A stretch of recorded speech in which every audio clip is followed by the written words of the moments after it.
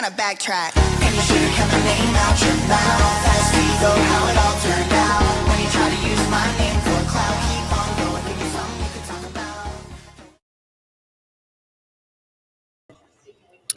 Hello, everybody. How are you doing this fine? Friday, September 12th. It is 9:33 a.m. Eastern time, local time in Utah, where this is all going down. It is 7:33 a.m. and a lot has already happened this morning. Last time we spoke, we were also doing another press conference.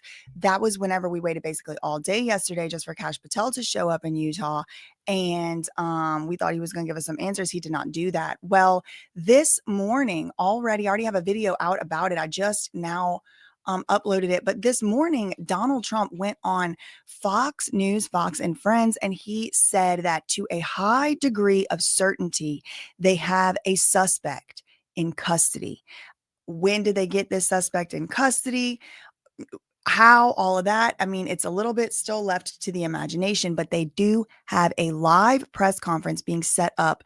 Again, another one right now. Now, who is scheduled to speak at it? You know, I do have the volume muted right now, but as you can see, nobody's there at the podium yet. It was scheduled to start around 7:30 local time over there, and that was 4 minutes ago. So I assume that's why I'm kind of talking kind of fast. I'm trying to get everybody up to speed before they start talking, because once they start talking, it's harder for me to kind of interject and all of that. But Donald Trump did go on to Fox. Wait, what the heck? Fox News this morning and said about an hour ago that there is someone in custody. There is someone in custody. Now, the way that he described,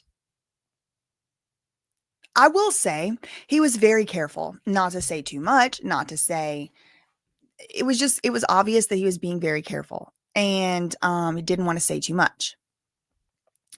They said that there was some type of minister who was close to this suspect. There was some type of, a picture of the suspect is on the Drudge Report.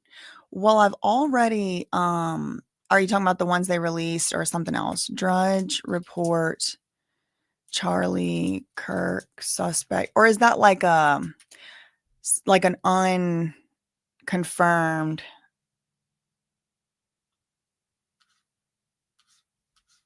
Yeah. Interesting. It's interesting, the Drudge Report thing, but I don't know. I don't know to what degree of certainty. Like, I didn't see a picture immediately either. So here we are in the, oh, hold on. Let me just make sure we're not missing anything. This is completely live. There was, I have a few different tabs open. If you're just joining here, hi, hello.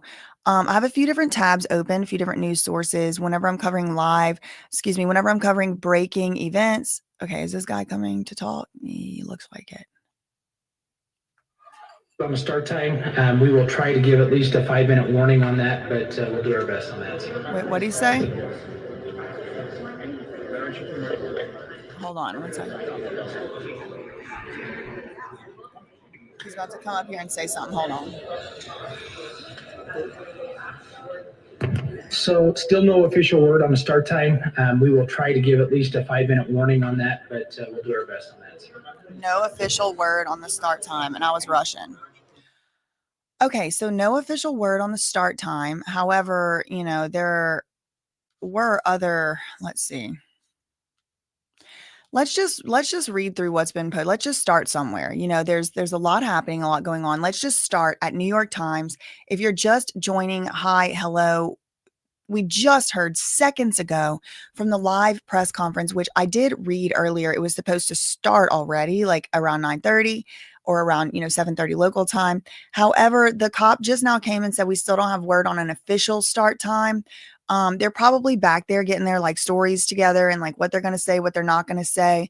It does take about 5 minutes for them to walk from where it seems like there's like a war room type thing, like where they're talking and everything.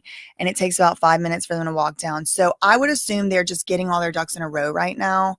While we are waiting for the press conference to start, I'm going to read through some of the updates that we've gotten this morning since my last live stream. So 2 hours ago, President Trump was on Fox and Friends sharing news about a possible suspect in the shooting.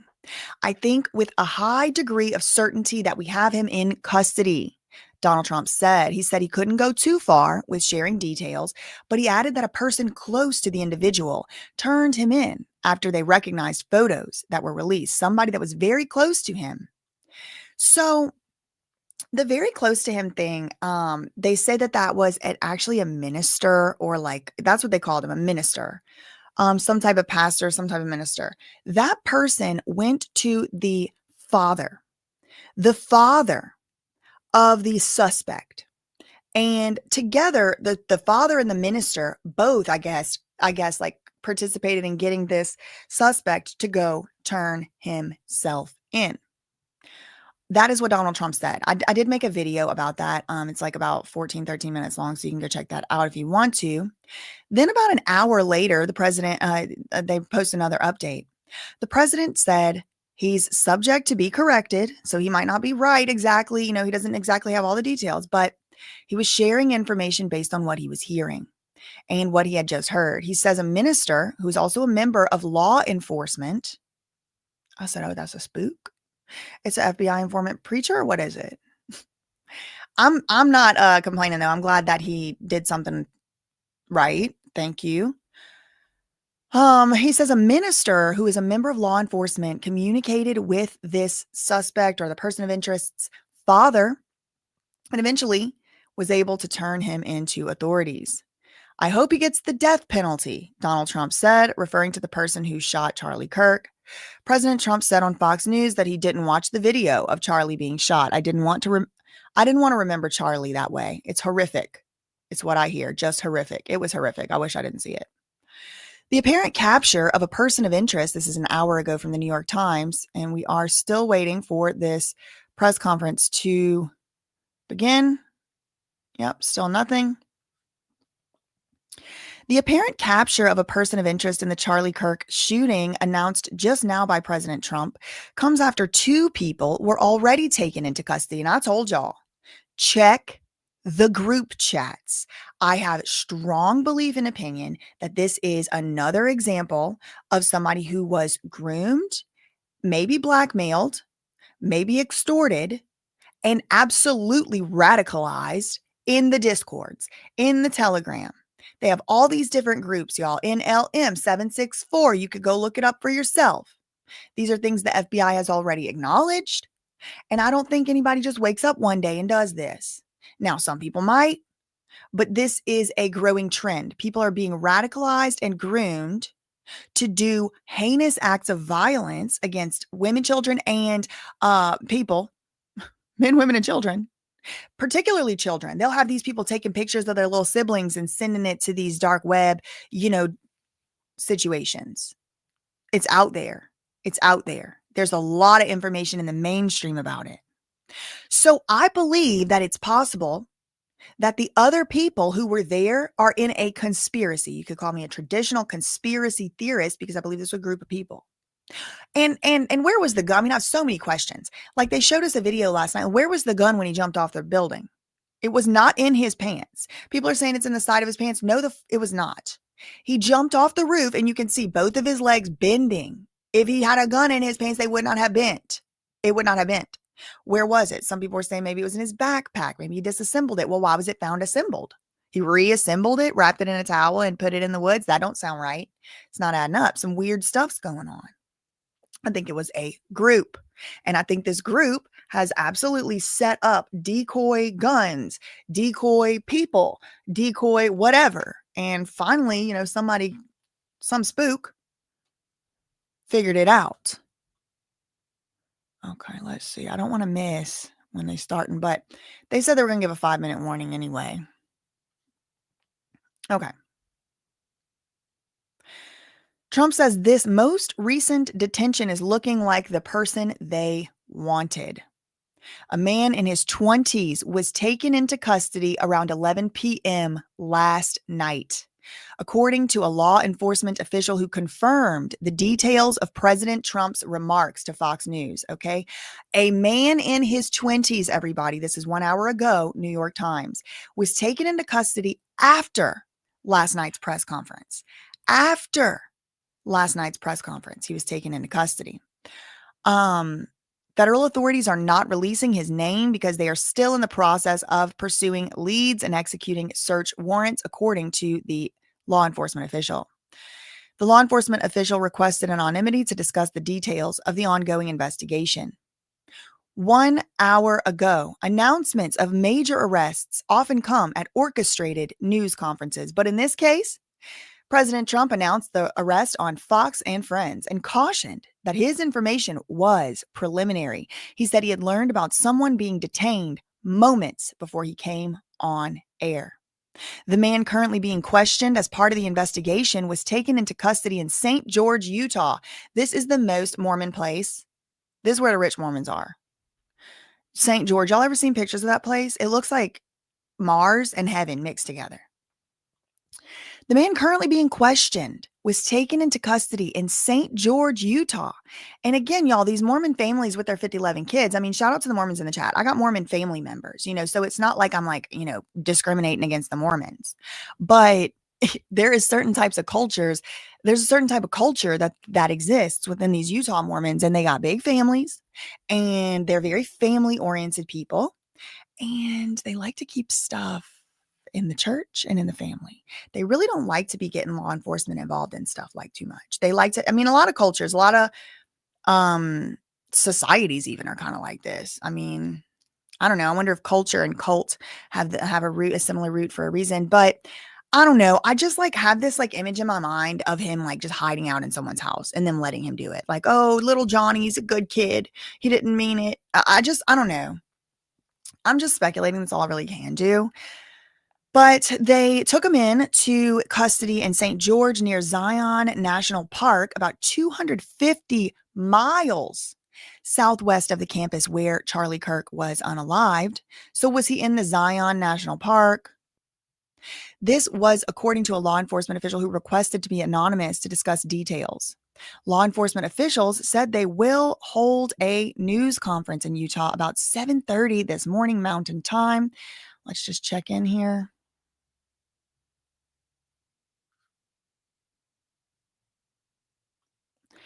Okay, look at the description box. We're getting more information. Tyler Robinson. Breaking news. Tyler Robinson. This is according to the New York Post in their description box of the live stream. Tyler Robinson. Remember that name, everybody. That is the name of the suspect. And please also remember, everybody in the United States of America is presumed innocent until they are proven guilty. Okay, so this is the name that is being, hold on one second. This is the name that is being given by New York Post. I haven't read this name anywhere else. 22-year-old, just right in the Roblox age, everybody, has been identified as Charlie Kirk's shooting suspect after his father turned him in.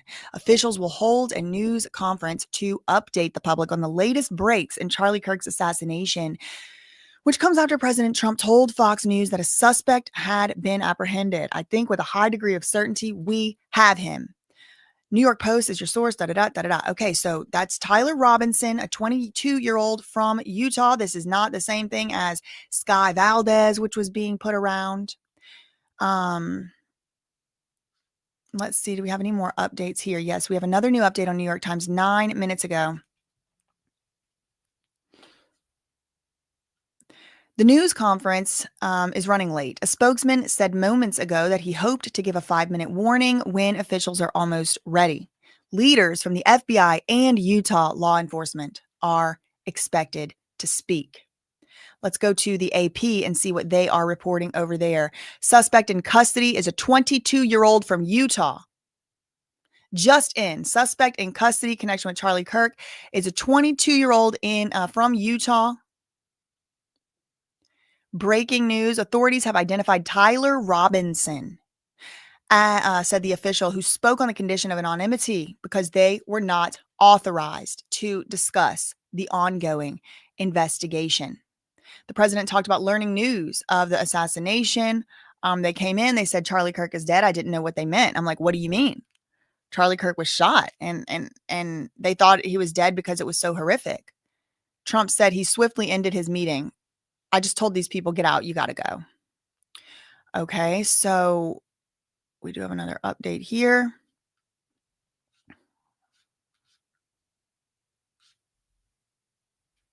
Suspect in custody is 22-year-old Tyler Robinson. No middle name or initial. That is very interesting. I mean, it's a very, very, very common name.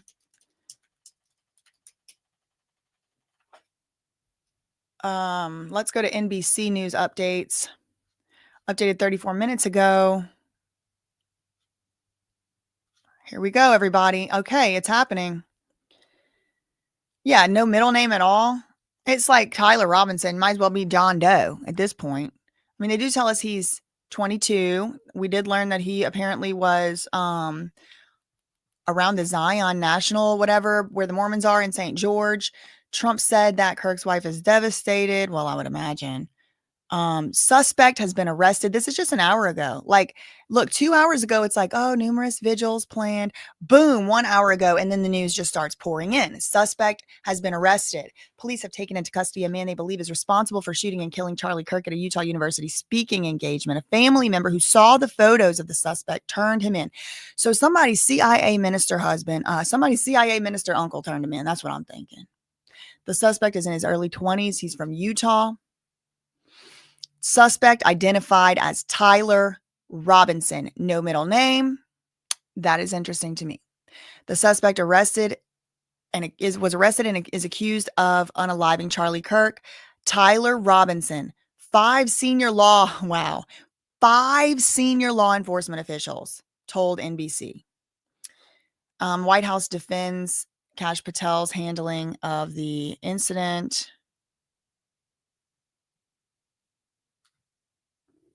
Okay, they still have no movement on the press conference. Now, the press conference is running about 20 minutes behind.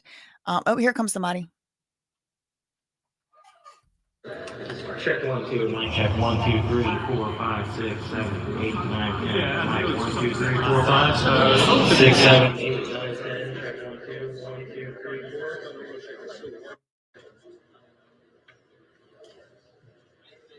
4. Why is it black? Okay, let me find another stream of it too.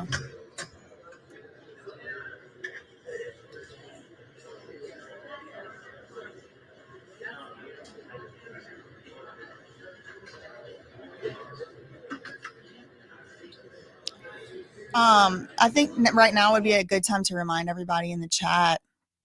We all cousins and all that, but I don't work for y'all.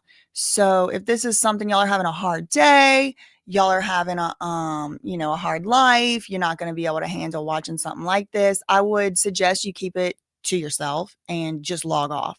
Because if you come in here trying to act like you're going to tell me what to do or trying to ask me how I'm going to do something, I'm letting you know right now that you're not my boss. I don't work for you. I do understand. I'm very sympathetic. This is a lot going on. We're all going through a lot, but I'm going through a lot too without people trying to act like I'm about to have to give them a rundown of what I'm going to do every second of every day. If you think that something I do over here is going to hurt your feelings, then get off my channel.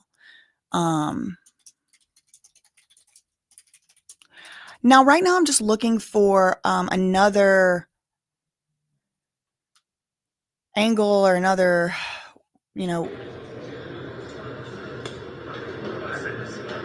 stream of the live stream because the New York Post one done just went black.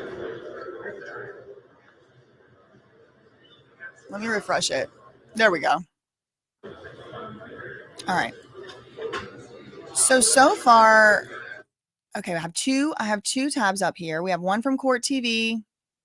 We have one from a New York Post. Let me pull up the Associated Press too, just in case something goes glitchy with one of them. We have some backups up.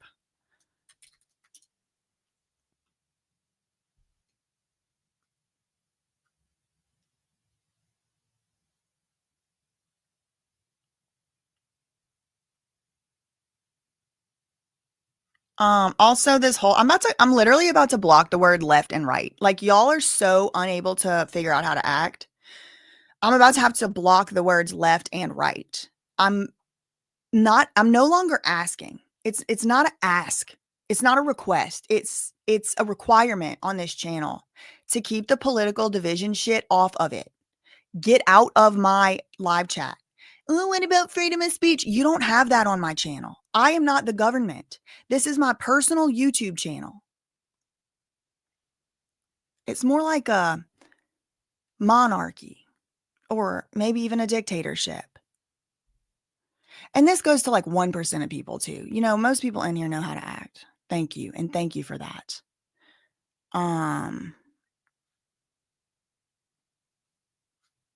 Just stop. Y'all, like literally everywhere else on the whole entire internet, y'all can go and fight with each other and pull each other's hair out.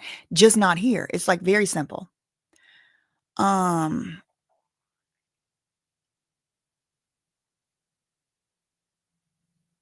Thanks so much, Brandy, for the $4.99 super chat.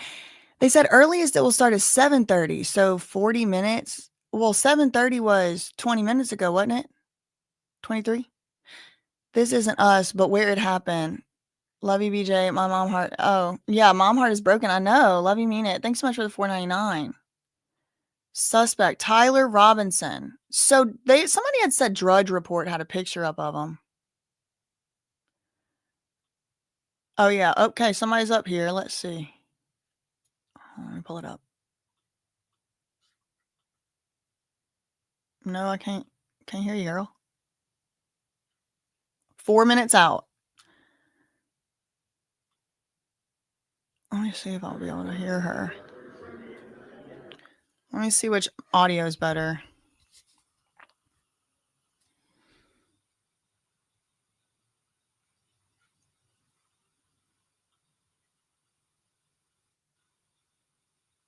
What the hell? Here she comes. 4 minutes away. Breaking news, everybody. Nope. Mic's not working, girl. Hello, testing. Hi, everyone. We are 4 minutes out from starting the press conference. So Thank you. They coming, y'all. Let's see this one. 4 minutes. Let's listen to this one and see what the sound is like, the audio. Nope. Oops.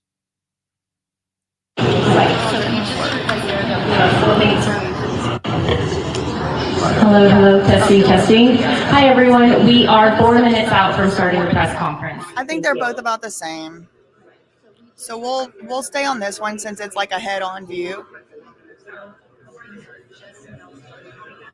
But they are 4 minutes out from starting the press conference. They're probably now more like 2 minutes out. So let's see. 4 minutes ago, Fox News, Tyler Robinson identified by sources as suspect arrested in Charlie Kirk assassination.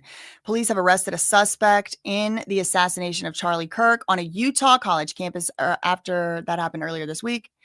Tyler Robinson, a 22-year-old Utah resident. Charlie Kirk, a 31-year-old father of two, was sitting under a tent around 12:20 p.m. Wednesday debating with students on current affairs issues when a single shot rang out. Video shows him struck in the neck. He had been invited to speak at Utah Valley University by the campus chapter of Turning Point USA. I think with a high degree of certainty we have him, Donald Trump revealed. Fox and Friends, he said essentially it's someone who knew him turned him in. So we're just going to update this. Okay. Gonna update this. I just want to make sure that we catch it when it happens. Okay, we got some updates from NBC. Florida. Oh my God. Florida councilman facing calls to resign over post calling Kirk's death fitting sacrifice. That was sacrifice now? Oh my God. Girl. No, we're not doing that. No, it's just a death cult. I'm telling y'all, it is really literally a death cult. And I say that meaning it literally. It's not, I'm not joking. I'm not saying it to be cute or funny or hyperbolic. It is a cult that if you criticize, it's all the markings of a cult. And the thing they have in common is death. They're all just very, they worship death. It's almost like they're God. It's a cult for death. And it's anybody in any religion can be in it. Anybody, any color, race, class, creed can be in it. And it's a glorification of death and just not caring about life at all. Human life, children's lives, old people's lives, straight white male lives, gay people lives. No lives matter to them. Okay. Nobody's lives matter because it's a death cult. Okay. That is what is going on. Mark my words, write it down, record this for your future records, because that's what's going on. And it's being perpetuated through online platforms like Roblox, Telegram, Discord. It's being perpetuated, and they are recruiting children. Some of the things they do is like, go take a picture of yourself doing something bad to your 8-year-old little brother, little sister, your 4-year-old little sister, and then send me the picture. These people are tattooing themselves with like at home tattoos, like carvings, basically carving the cult name in their chests. I mean, crazy stuff is going on, y'all. It's so dark. I know that it's easier to ignore it, but we have mass shootings now happening and public executions now happening. And it is largely because of the death cult infiltration. I mean, this is all stuff that's been disclosed by the FBI even. I mean, this is not like, oh, I'm just making it up. This is knowledge that you have access to. Okay, I think they've zoomed out the camera here. Still nobody walking up. Still nobody walking up here. Or is she gonna talk?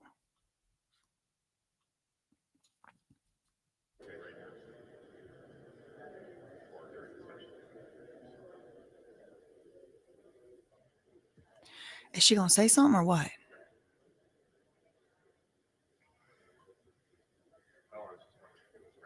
Poor thing. It's kind of crazy to see somebody really we're all just getting ready, standing right next to our cameras, our our phones, our pad and paper, and everybody is gearing up because they are starting to come in here in the next few minutes. I would say around like maybe 2 minutes away. They give us she has a very Canadian voice. Minutes ago, and so we have a lot of people that are just looking down the hallway that's right in front of me over there, because that's where they're going to come in through this side right here and then stand at the podium. So we're gearing up for it right now. Okay.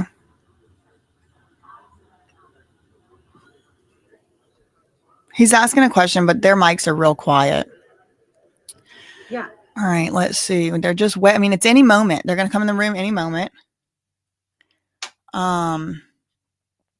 Yeah. Okay. Well, while we wait, let's look at some more alerts, some more breaking news update alerts. I guess I'll just keep the volume on over here, but it's just like loud and aggravating. This background noise.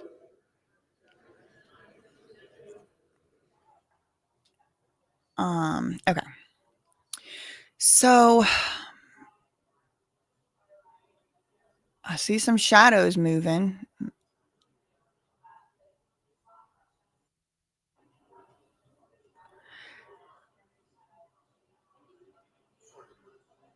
Thank you for the $4.99 super chat, Sour Girl. Shout out to James Steele becoming a member. Thanks so much, Dizzy, for the 50 SEK. Thank you. Shout out to Marlene, or is it Marlena, for the $5 super chat. BJ, the guy that did this, he got caught on video, and the pro threw the weapon, and he caught leaving and jumping on the roof. Yeah, I don't know if I saw him throw the weapon, but maybe it was, I missed it. Thank you, Heather, becoming a member. Shout out to you. Thanks, my Sour Girl, for the $4.99 super chat. BJ, I'll pay you, and I know, one, you don't work for me. I love that you're doing you. Awesomeness. Thank you, Sour Girl. Thank you, Ashley, for the $4.99 super chat. Just wanted to snag your attention and remind you how thankful we all are and have been for the way you handle sensibility in a world of chaos. Thank you so much. Okay, is she coming back up? She's walking across. Thank you, Becky, for the $4.99 pound. BJ, you literally helped me get through my day. Thank you for all you do. Cousin from the UK. Shout out to the cousins from the UK. Thank you so much. Thank you, Brandy, for the $4.99 super chat. Allegedly, his dad did. If so, go dad. Proud of that. Yeah, exactly. I love my kids, but if they ever did it, I would be the first to turn them in out of love. My loved ones saw, I'm turning you in. If somebody's doing this and I see you on the camera, I'm calling. I don't care if you gave birth to me. I don't care. Mom is a social worker. Dad is a cop. Is that right? Interesting. I haven't heard that anywhere. Thank you so much, JC, for the $1.99 super chat. I haven't heard that anywhere.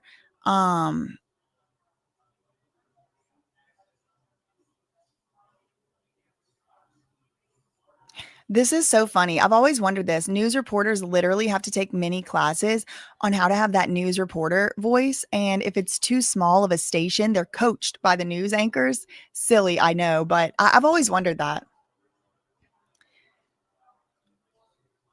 Thank you, Taylor. Thank you for the $10. And also thank you equally as much for this comment. Would not be surprised if this person had been radicalized by a variety of harmful online groups like 764, NLM, TCC, and others.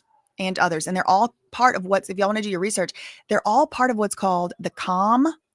And I don't think that's a coincidence either. Like, it is absolutely a communism ideology, a communist ideology. And the thing about communism is that they pretend and they want to act like they're so anti-fascist. But most of the time, the communists and the fascists, the political circle, like once you go far enough left and far enough right and you just keep going, you end up meeting at the top. That's what's going on with these radical groups. Okay, they're coming in. Here's Cash. Let's go. Good morning, ladies and gentlemen. At today's press conference, we will hear from Governor Cox, FBI Director Kash Patel, Okay. and Sheriff Mike Smith. All right. We also have with us Utah DPS Commissioner Bo Mason, Bo Mason needs Lieutenant Governor Deidre Matt Henderson, FBI Special Agent in Charge Robert Bowles, and local and federal law enforcement partners. Following the remarks today, Governor Cox, Director Patel, and Commissioner Mason will take questions. Thank you.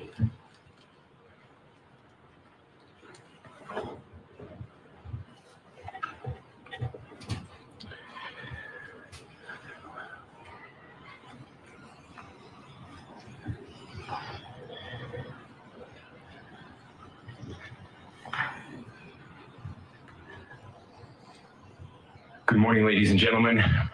We got him.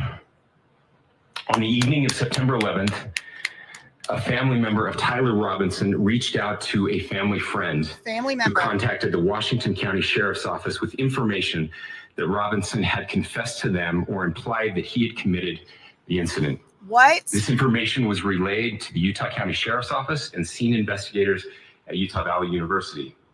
This information was also conveyed to the FBI. Investigators reviewed additional video footage from UVU surveillance and identified Robinson arriving on UVU campus in a gray Dodge Challenger at approximately 8:29 a.m. on September 10th, in which he is observed on video in a plain maroon t-shirt, light-colored shorts, a black hat with a white logo, and light-colored shoes. Okay. When encountered in person by investigators in Washington County on September 12th, in the early morning hours, Robinson was observed in consistent clothing with those surveillance images. Investigators interviewed a family member of Robinson who stated that Robinson had become more political in recent years. The family member referenced a recent incident in which Robinson came to dinner prior to September 10th, and in the conversation with another family member, Robinson mentioned Charlie Kirk was coming to UVU. They talked about why they didn't like him and the viewpoints that he had. The family member also stated Kirk was full of hate and spreading hate. The family member also confirmed Robinson had a gray Dodge Challenger. Investigators identified an individual as the roommate of Robinson. Investigators interviewed that roommate, who stated that his roommate, referring to Robinson, made a joke on Discord. Discord! I knew it! On Discord. He I knew it! Several messages to investigators and allowed investigators to take photos of the screen as each message was shown by Robinson's roommate. These photos consisted of various messages, including content of messages between the phone. This is foreign interference in our lives. And Robinson's roommate's device. The content of these messages included messages affiliated with the contact Tyler, stating a need to retrieve a rifle from a drop point. leaving the rifle in a bush, messages related to visually watching the area where a rifle was left, and a message referring to having left the rifle wrapped in a towel. The messages also refer to engraving bullets and a mention of a scope and the rifle being unique. Messages from the contact, Tyler, also mentioned that he had changed outfits. I know there's been speculation as well as to the writing on those casings, those bullet casings, and I believe we have that as well. And I'll share that with you now. What was on the bullet So casings? the area north of Campus Drive Road where the suspect crossed over, you saw some of that in the video that we released last night, consists of a grassy area with trees on the edge of the UVU campus. Investigators discovered a bolt-action rifle wrapped in a dark-colored towel. The rifle was determined to be a Mauser Model 98 30-06 caliber bolt-action rifle. The rifle had a scope mounted on top of it. Investigators noted inscriptions that had been engraved on casings found with the rifle. What are they? Inscriptions on a fired casing read, "Notices, bulges, capital OWO, what's this, question mark." Inscriptions on the 3 unfired casings read, "Hey fascist, exclamation point, catch, exclamation point." Wow. Up arrow symbol, right arrow, and symbol, and 3 down arrow symbols. A second unfired casing read, "Oh Bella Chow, Bella Chow, Bella Chow, Chow Chow." And a third unfired casing read, "If you read this, you are gay, LMAO." Discord talk, Discord brain. We are indebted to law enforcement across the state who's worked seamlessly together, local law enforcement, state law enforcement, and our federal partners with the Federal Bureau of Investigation. We're grateful for everyone who worked together in such a short amount of time to find this person and to bring justice.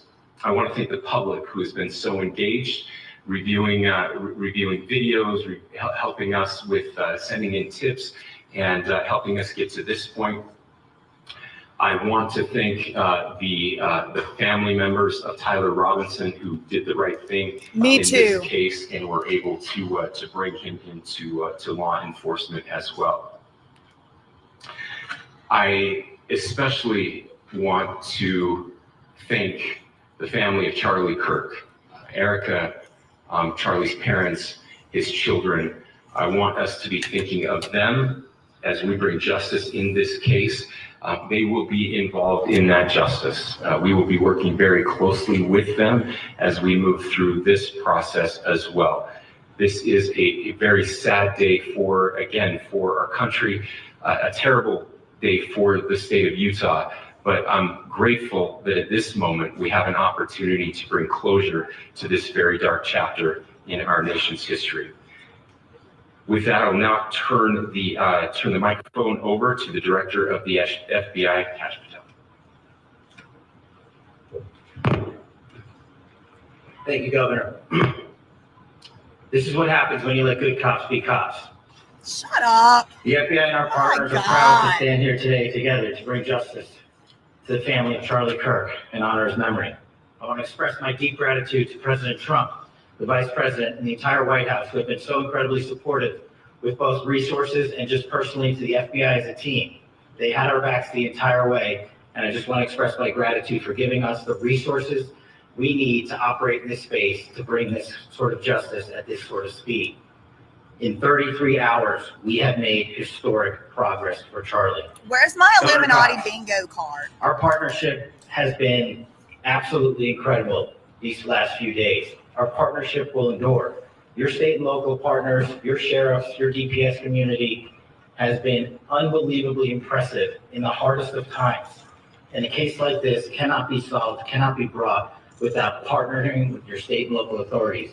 The FBI has a certain role to play. We will play that role, and we will lead after the federal government. Governor Cox, we are so grateful for your state partnership that led out on this investigation. A little bit of the timeline. Charlie was shot at 12:23 p.m. on Wednesday. The Timeline. first FBI agents arrived on scene in 16 minutes with chiefs of police at 12:39 and secured the scene. The FBI immediately launched fixed-wing assets. We utilized these assets to transport personnel, specialty technicians, So hostage rescue planes. teams. We also utilized these assets to go back and forth from the East Coast and here in Utah to transport forensic evidence and other evidence that will be analyzed and is being analyzed at our FBI laboratories in Quantico and other laboratories, including the ATF. At my direction, the FBI released the first set of FBI photos of the suspect at 10 a.m. local time on 9/11. Then, shortly thereafter, the FBI reward of $100,000 was released at 10:45 a.m. local. Myself and Deputy Director Bongino arrived on the scene at approximately 5:30 p.m. on 9/11. The governor led a press conference last night at approximately 8 p.m., where at my direction, the FBI released a never-before-seen video of the suspect. We also released new images to the public of the suspect. And just last night, the suspect was taken into custody at 10 p.m. local time. In less than 36 hours, 33 to be precise, thanks to the full weight of the federal government and leading out with the partners here in the state of Utah and Governor Cox, the suspect was apprehended in a historic time period. And I want to highlight what Governor Cox said. This would not have been possible without you, the media, and you, the public. That's why we went so public, so fast, and we're so transparent, and we're committed to that transparency. The crime scene, just a little bit there. It is a large crime scene. State and local authorities, along with federal authorities, processed that crime scene quickly. And I even had the ability to walk through that crime scene and walk through the steps the suspect took to learn more about what was needed and what resources we needed to bear to create a full picture for the FBI and leadership back in Washington. Furthermore, thankfully to state and local partners, forensic evidence has been seized and continues to be garnered. Forensic evidence has already been evaluated at FBI laboratories in Quantico and state and local authorities here. We will continue to process evidence as we see it, as we collect it, and we will continue to deliver to Governor Cox and his team. Last night, we had a total of approximately 7,000 leads. As of this morning, thanks to your great work, we have over 11,000 leads that were called in to the FBI. And we are running out every single lead that we can. Every one of those leads will be run out. The arrest is a testament to the dedication of good law enforcement being great. And the dad doing the right thing. Which I've tried to highlight as my tenure as the director of the FBI. There is no better relationship for law enforcement than the FBI to partner with state and local authorities, and you've seen it here in these last few days. The FBI Salt Lake field office, along with our offices in LA, Phoenix, Denver, San Antonio, Las Vegas, Pittsburgh, Buffalo, our headquarters component in Quantico, all participate in the FBI. Why? I want to express my deep gratitude to the employees of the FBI, the men and women, the evidence response team tacticians, the special operators, the agents, the support staff.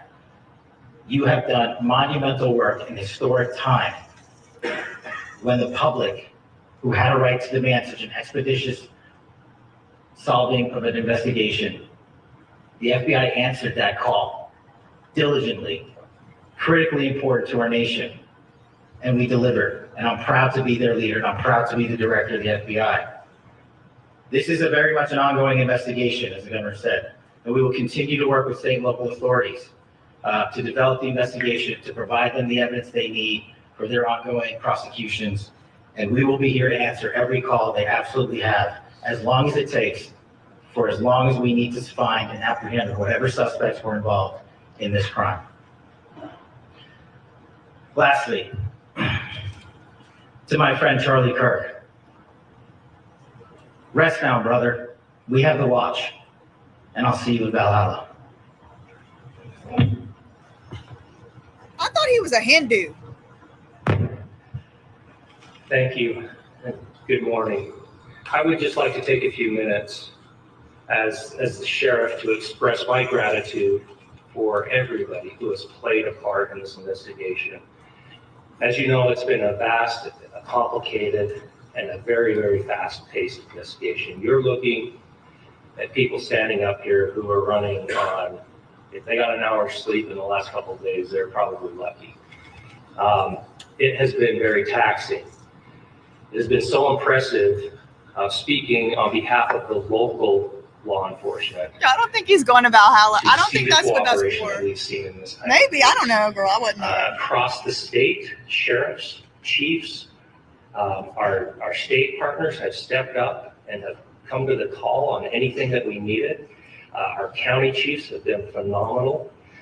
Our Utah County Attorney, Jeff Gray, who's standing up here with us, has been phenomenal in leading us through this investigation. I would like to thank the federal government for their resources, their assets. Our local team here, our FBI team, has been extraordinary in helping us work through this and bring this person to justice.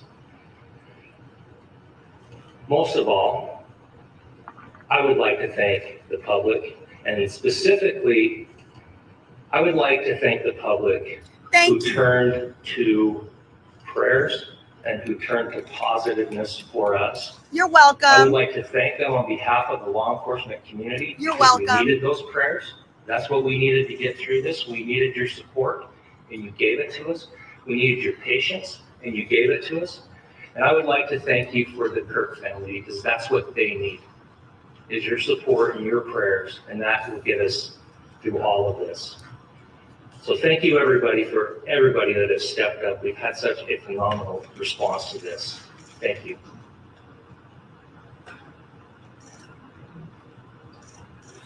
I also want to give a special thanks to the Attorney General and the Department of Justice. Their unwavering support and their You forgot to thank commitment Pam to Bondi. justice is shown true here. And without AG Bondi and Deputy Attorney General Todd Blanche and the resources they brought to bear, we would not have been able to complete our mission. And I just want to say special thanks. It's an honor to be a part of the Department of Justice. Thank you again to our incredible law enforcement team who has worked so hard. Sheriff, I got a solid 90 minutes last night, so I'm probably the most well-rested person up here. Ladies and gentlemen, I get the microphone, so I hope you'll permit me a moment just to share a few more thoughts about where we are and how we got here, and maybe a little bit of where we go from here. I don't want to get too preachy, but I think it's important that we, with eyes wide open, understand what's happening in our country today. I told y'all. I've heard people say, well, why are we so invested in this? There's violence happening all across our country, and violence is tragic everywhere. And every life taken is a child of God who deserves our love and respect and dignity. This is certainly about the tragic death, political assassination of Charlie Kirk. Okay, they're calling it that. But it is also much bigger than an attack on an individual. It is an attack on all of us. It is an attack on the American experiment. It is an attack on our ideals. This cuts to the very foundation of who we are, of who we have been, and who we could be in better times. Political violence is different than any other type of violence for lots of different reasons. One, because in the very act that Charlie championed of expression, that freedom of expression that is enshrined in our founding documents, in having his life taken in that very act, makes it more difficult for people to feel like they can share their ideas, that they can speak freely. We will never be able to solve all the other problems, including the violence problems that people are worried about, if we can't have a clash of ideas safely and securely. Especially those ideas with which you disagree. That's why this matters so much. I agree. I'm with him. He's probably my cousin. Over the last 48 hours, I have been as angry as I have ever been. Wow. As sad as I have ever been. I believe him. Because that's his people. And they in Utah. It was, as anger pushed me to the brink, it was actually Charlie's words that pulled me back. Dang. I'd like to share some of those. And specifically right now, if I could, I need to talk to the young people in our state, in my state. Listen up, And Utah. all across the country. And everybody. As President Trump reminded me, he said, you know who really loved Charlie? The youth. He's right. Young people loved Charlie. And young people hated Charlie. They killed him. And They killed Charlie him. went into those places anyway. And these are the words that have helped me. Charlie said, when people stop talking, that's when you get violence.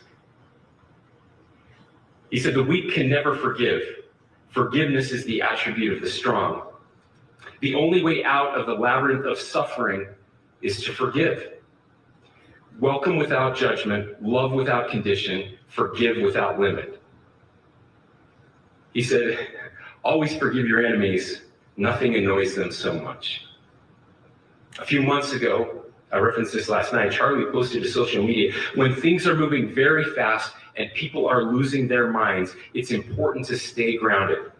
Turn off your phone, read scripture, spend time with friends, and remember, internet fury is not real life. It's not. It's going to be okay.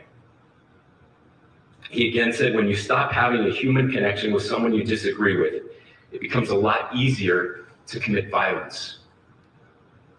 He said, what we as a culture have to get back to is being able to have a reasonable agreement, where violence is not an option.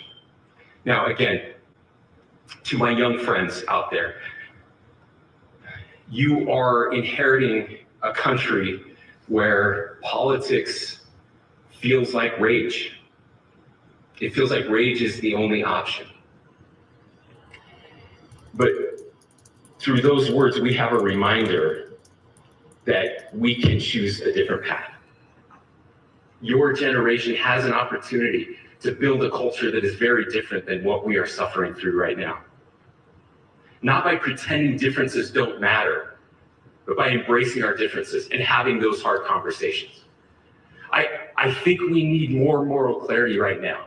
Agreed. I hear all the time that words are violence. Words are not violence. Violence is violence. Period. And there is one person responsible for what happened here. And Well, that person is now in I custody think it's a group. and will be charged soon and will be held accountable.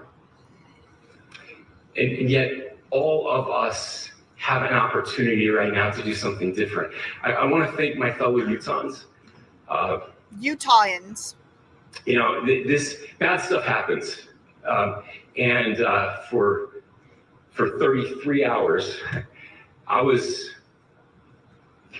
praying that if this had to happen here, that it wouldn't be one of us. That somebody drove from another state, somebody came from another country. That's your people. That's y'all. Sadly, That's Utah. that prayer was not answered the way I hoped for.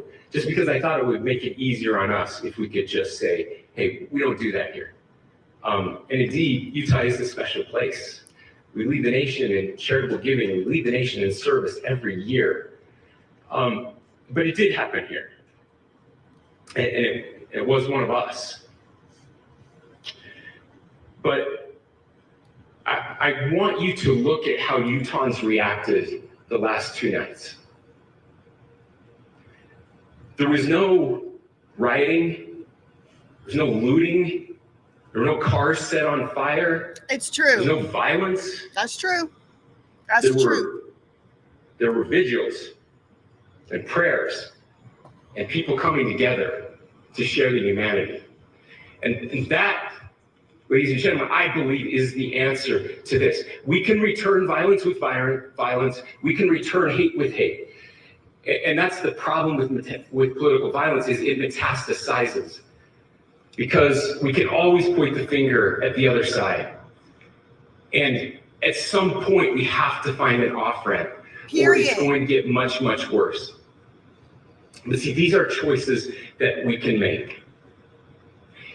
History will dictate if this is a turning point for our country. But every single one of us gets to choose right now if this is a turning point for us. We get to make decisions. We have our agency. And I desperately call on every American, Republican, Democrat, liberal, progressive, conservative, MAGA, all of us to please, please, please follow what Charlie taught me. I'll just conclude with words I share often from a friend and author Yuval Levin, who was asked if he was optimistic about our country. And he said, I'm not optimistic. He said, I hate optimism. God, that sounds bad. But he said, optimism is a vice. It's this idea that good things are just going to happen. He said, in the history of the world, good things have never just happened. He says, I'm not optimistic, but I am hopeful. And hope is the virtue that sits between the vices of optimism and pessimism. Hope is the idea that good things are going to happen because we can make them so. I still believe in our country. And I know Charlie Kirk believed in our country.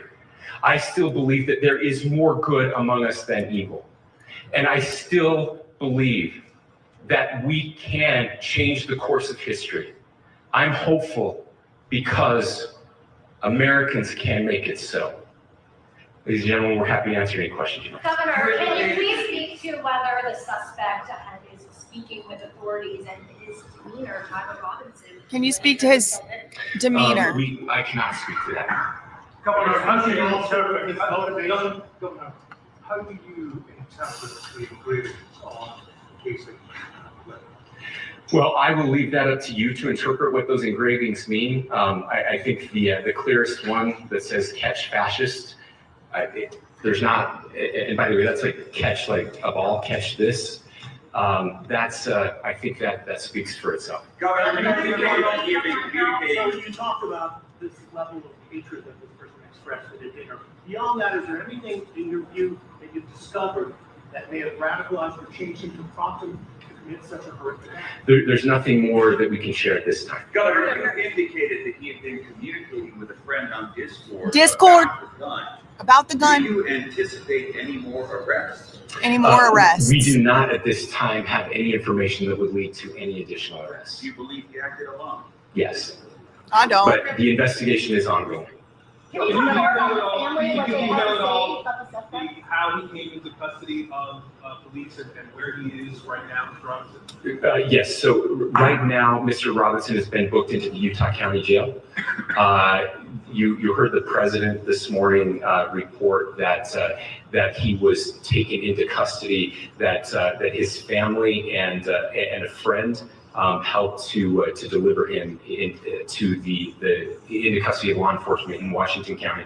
For those of you that don't know where Washington County is, it is the southernmost, southwesternmost part of the state of Utah. It's about a 3.5 to 4 hour drive from here, where we are right now, and that's where he lived and where they turned him. Can you talk more about what the family is saying about Tyler Robinson? I can't share any more than what I've already shared. Governor, do you have details on how he got back to Washington County and how the gun was obtained?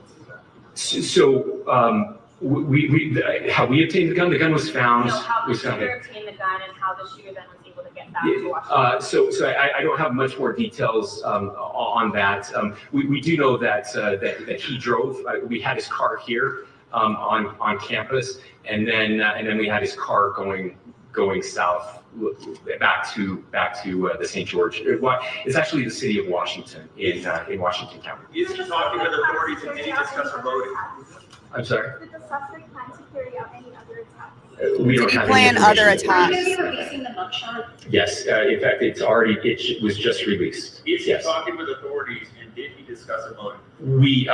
I can't answer that right now. Can you clarify, you've spoken very eloquently about trying to reunite this country. Do you feel that this is a watershed in American history?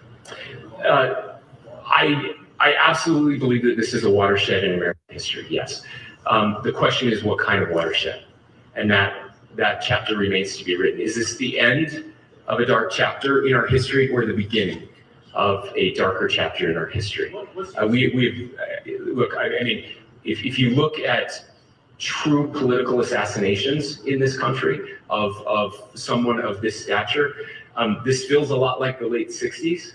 And having one so gruesomely displayed on camera in all of our hands and in all of our pockets.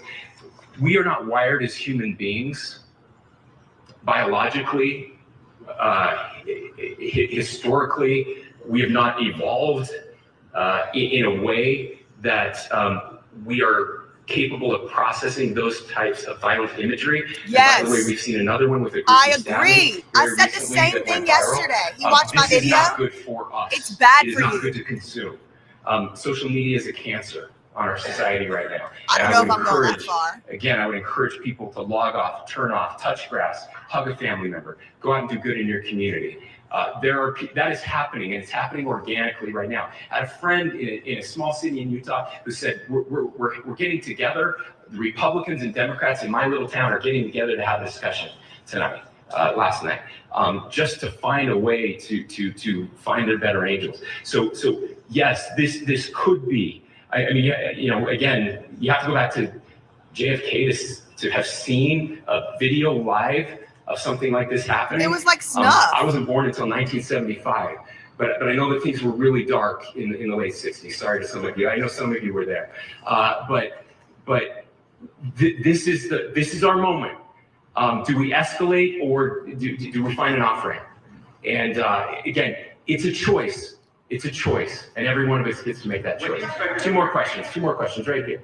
Could we clarify that the release of those enhanced images at 8 p.m., the timeline that Director Patel gave us, led to the arrest at 10 p.m.? Is there a direct connection between those two events? I cannot comment if there is a direct connection or not, but all I can say is that that through some process, the family came to know that this had happened. One more thing, Governor. Could you just clarify the clothing issue you mentioned earlier?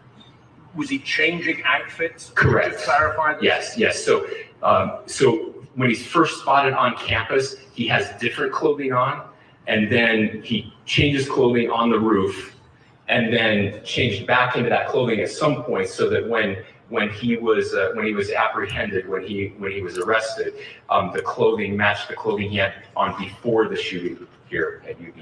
Last question here. You said that the suspect was from Utah. Can you kind of tell us a little bit more about where, and was he a student here at this university, and is there any history of mental illness? Yeah. So I don't have any information on the mental illness part. He was not a student here at UVU.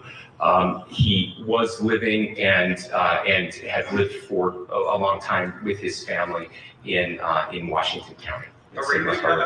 Thank you, everyone, for your great work in getting this information out. I would just say, process-wise, this may be important. I know many of you aren't familiar with the process in Utah. I think it's important that you understand that. Basically, we have 3 days for charging documents to be filed. A CI will be filed. We'll have more information then, more detailed information as those charging documents are filed in preparation for a preliminary hearing. So 3 days. So we would anticipate then that early next week those charging documents will be filed. We will obviously be working. The county attorney will be working very closely with Mr. Kirk's family as those documents and decisions are prepared and made. Thanks, everyone.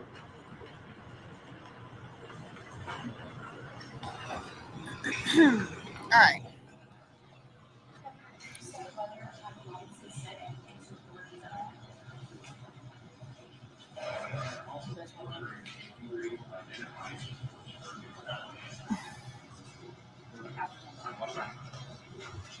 Okay. Wow. So much just happened. Whoa. Let me turn the volume off. Let's have a debrief real quick. First things first, and someone already commented this in the live chat, but I would have to agree. I mean, I had to get my church fan out. The man, he was taking me to church. I had to,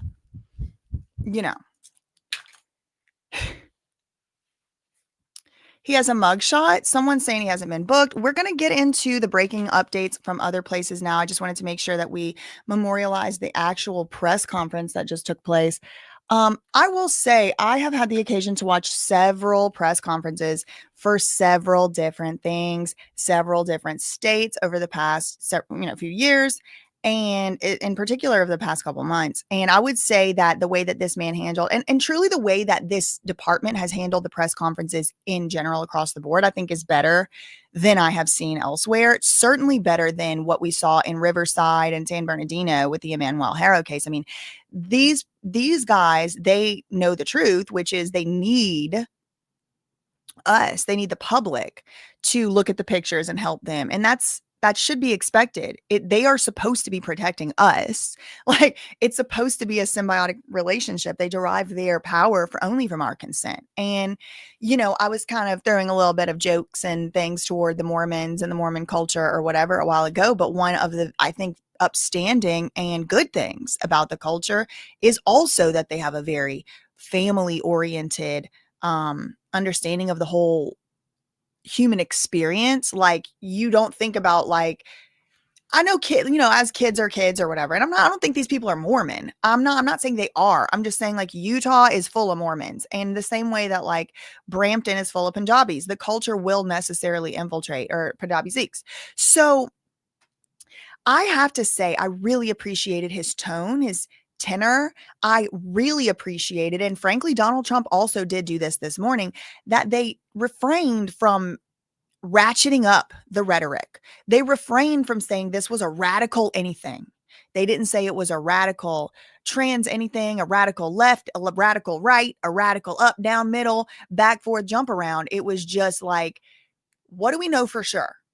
Kind of thing. And I appreciate that, because I believe, and I have said this, that it is exactly like these politicians with their ratcheting up of everything who are the ones doing it. Freaking Laura Loomer or whatever, whoever it was, screaming the F-bomb 2 days ago because nobody wanted to stop and do a prayer for Charlie Kirk. I mean, look, listen, I've devoted the last 3 days of my whole life to Charlie Kirk, somebody I don't even didn't particularly care for in any way. So I definitely feel bad that Charlie Kirk died and all that. I certainly do. How I know about Bram City? Tony pata? Maine Punjabi aandi hai. Tony pata? GT Road kitte hain? Or is it King Street over there? Yeah, I'm like basically Punjabi. I don't know if y'all knew that or not. I'm like white, but like I'm kind of Punjabi too. I don't know if y'all knew that or not.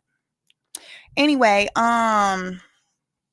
that's my little party trick. My in-laws are Punjabi, and so they don't speak like the most English. So I learned some Punjabi words like when I was like first about to meet them and stuff. And they like it and think it's cute, and I love them. Anyway, so now I'm about to start learning Sanskrit. That's what I want to learn too. Love the people, not the religion. Indeed, indeed. And I'm down to join up with anybody of any religion in the furtherance of life, liberty, and the pursuit of happiness. If you a Muslim, inshallah, girl, let's go. If you a Sikh, a Waheguru, Sat Sri Akal. If you a Christian, amen, Jesus, and upon your spirit and all of that, okay? I do not discriminate against somebody's religion. I do not. Unless no, truly, you might even could be a Satanist, girl. If we gonna align on life, liberty, and the pursuit of happiness, you could come too. I don't even care. You probably gonna suffer from that, but that's fine. That's you. That's you. Maybe I don't want you that close to me, but that's fine. I'll work with you too.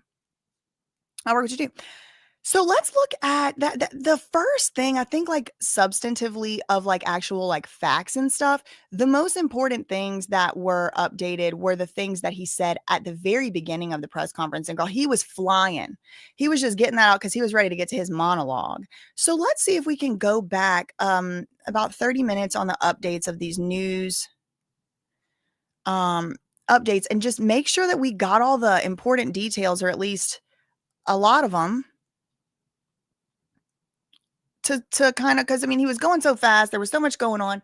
Let's just, I definitely missed some stuff doing other things. So let's just see, let's take an inventory of what facts we learned.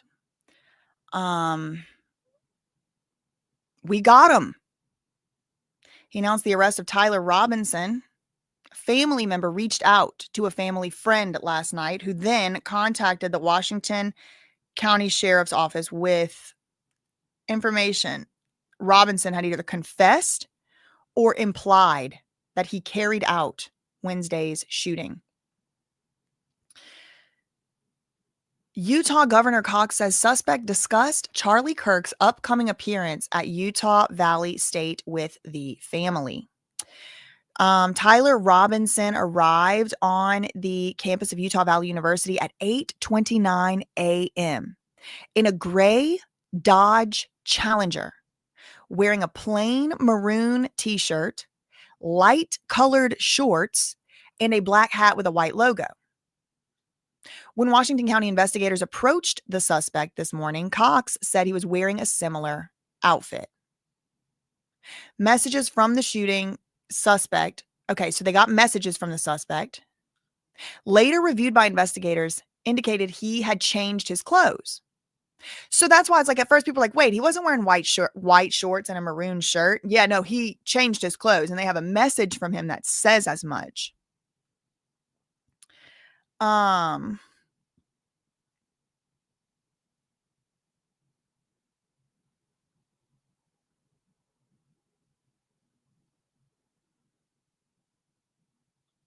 was looking at some of y'all's comments. Investigators interviewed a member of the man's family, must be the dad, who said he had become more political in recent years. The person said Robinson recently told them that Charlie Kirk was coming to UVU, and the pair discussed how they didn't like him and the viewpoints they held. Officials also interviewed Robinson's roommate. So we learned that as well. This is another big fact that we did learn. Robinson's roommate, who showed investigators a number of Discord messages from the suspect. And this is where I basically had a short circuit moment in my brain. I felt like the gasket blew because I just freaking knew it. And then there was some guy in the chat saying, don't assume. I mean, he's blocked now. Shut up, go away. But I can assume if I want to, first of all. I can assume if I want to. And second of all, I wasn't assuming anymore. I have now been proven to be right. Okay, so I said it.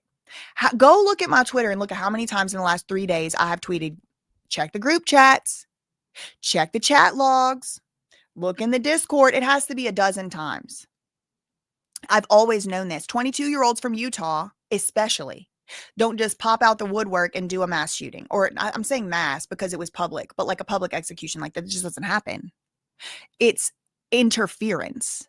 It's radicalization by a death cult, which has infiltrated everything.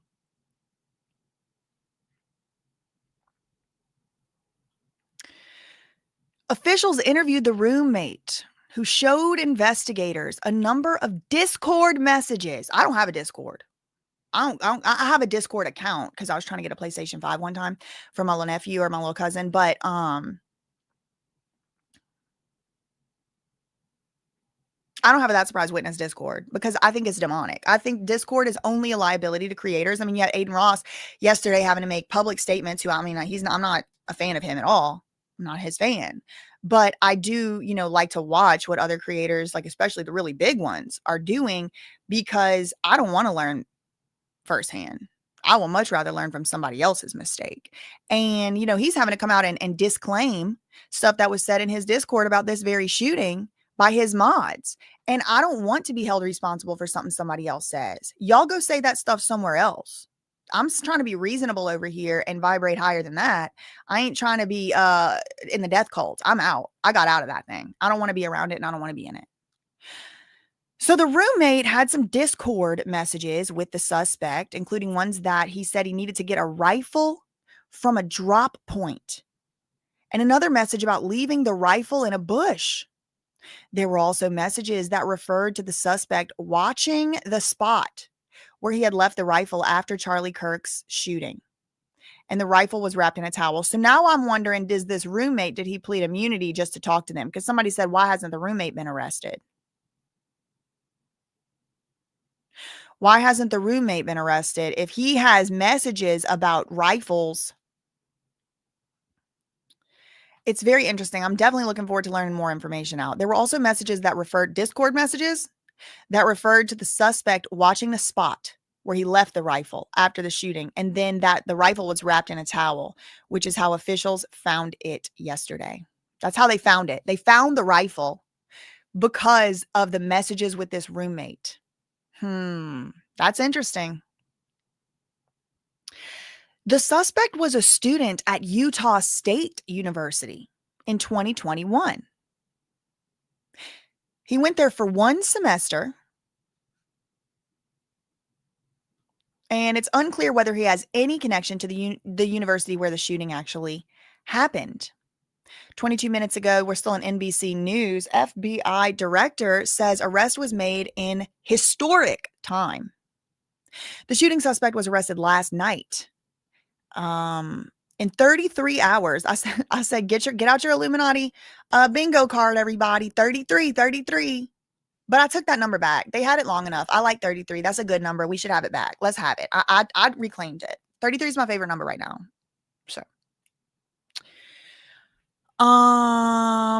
that's how long it took them to get the guy. And another thing too, and Brandy, thank you for pointing this out. Brandy, I believe, is a Utahn.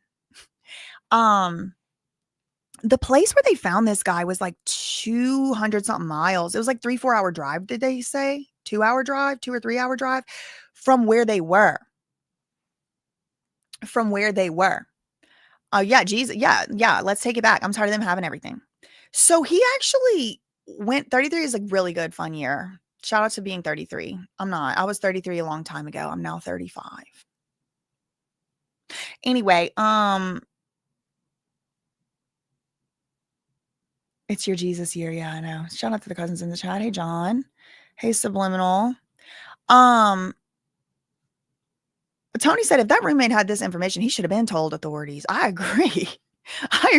That's why I'm like, was he pleading? Like, hey, I got some information, but also, I want immunity. I don't know. The arrest is a testament to good law enforcement being great. Okay, girl, come on now.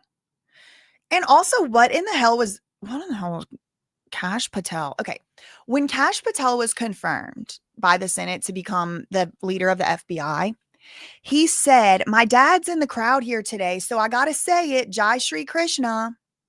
And Krishna is a form of God in the Hindu religion. That's, I'm not an expert. Y'all can go consult an expert on this. But that made me think, maybe Kash Patel's a Hindu, which would be fine. I like Hinduism and stuff and all that.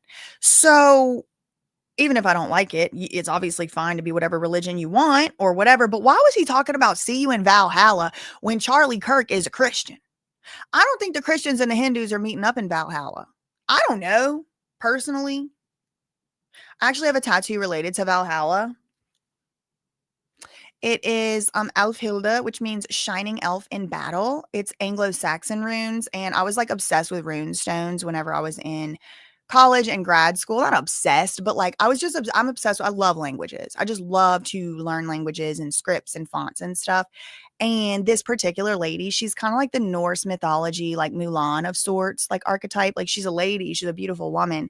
And this king wanted to marry her. And she's like, no, I'm not doing that. No, I'd rather die. So she kind of like disguises herself as a man and joins the army. And she like leads like armies of men into battle.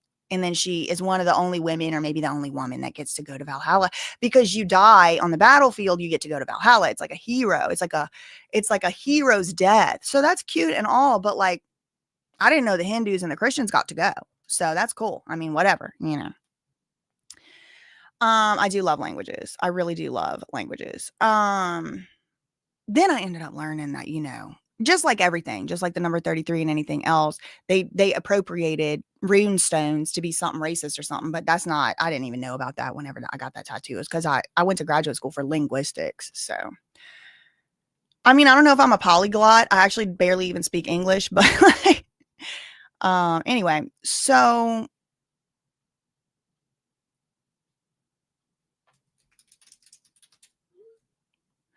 let's get back to reading these updates. Patel said, as of this morning, officials have over 11,000 leads that were called in to the FBI. We're running out every single lead we can. Inscriptions were found on the bullet casings of the suspect. Hold on, let me turn my, it's like getting so hot in here. Hold on. Now that Valhalla song is in my head.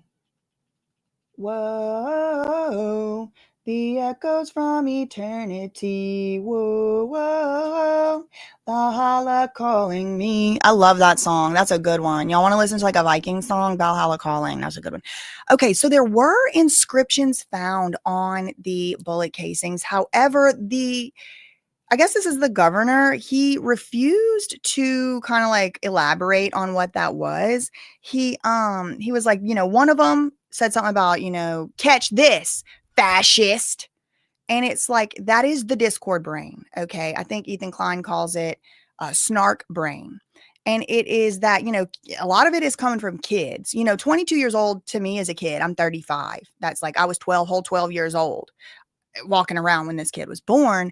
And this is the Discord brain. And that's why I'm telling y'all, you need to check on your kids and what they're doing and who they're talking to online.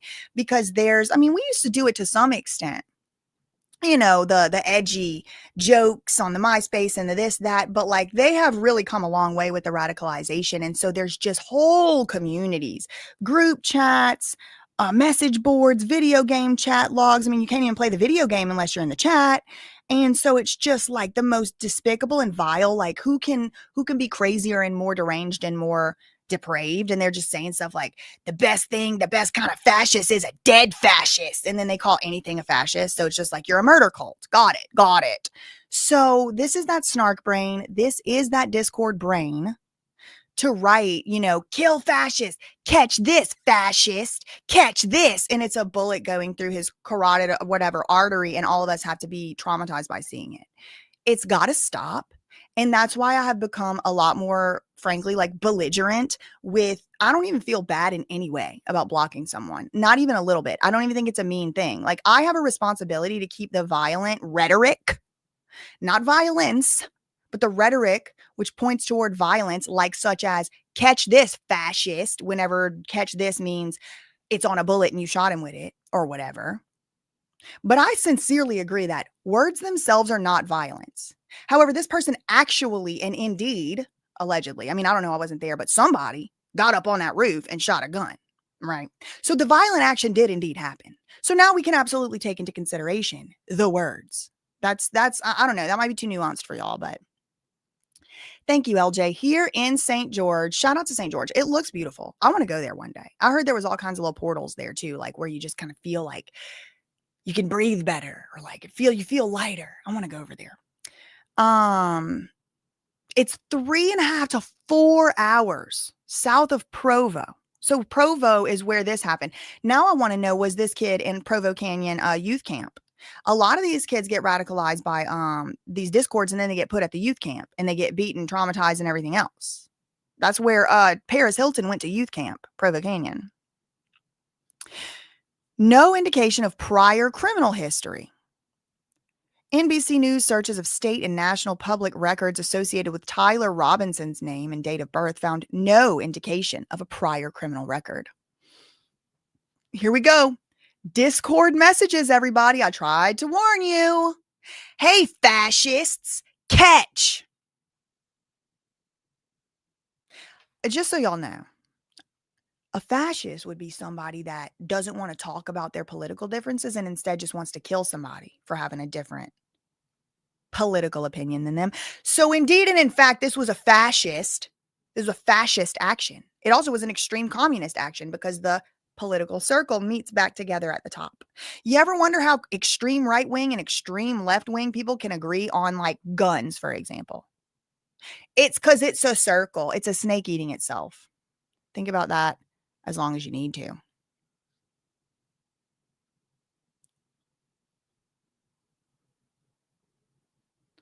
Oh, hold on. I got to block some people in here because they're violating my rules. Oh, wait, hold on. I got to block people because they think I work for them. Hold on.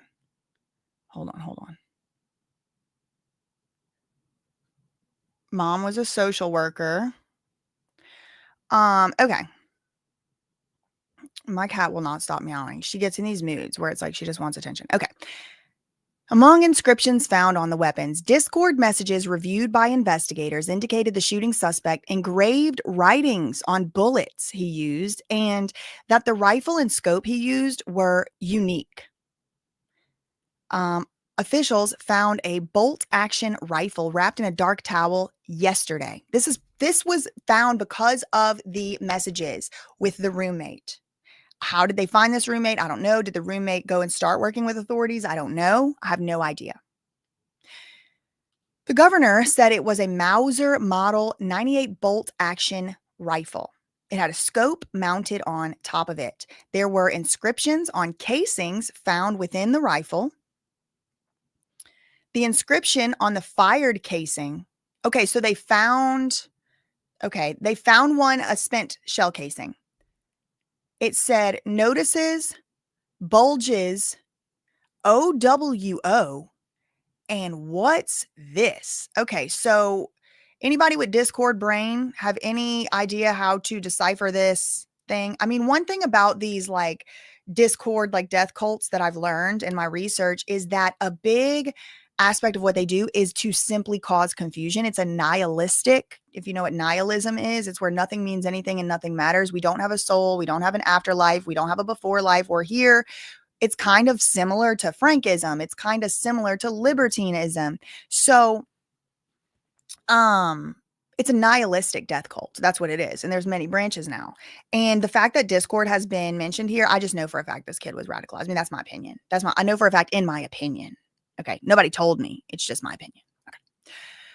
3 unfired casings also had inscriptions. One of them was, "Hey, fascists, catch," with an up arrow and a right arrow and 3 down arrows. One said, "Oh, Bella Chow, Bella Chow, Bella Chow, Chow, Chow." The third is, "If you read this, you are gay, LMAO." And this is a classic example of something that I would call Discord brain, Roblox brain, snark brain. "If you read this, you are gay, LMAO." And it's like, okay, like to some extent, I'm about to have to go put the cat outdoors. To some extent, it's funny because if you're just saying it somewhere else, if you have it on a shirt, but it's on a casing in a gun that was used to kill somebody in front of our very eyes, it stops being funny.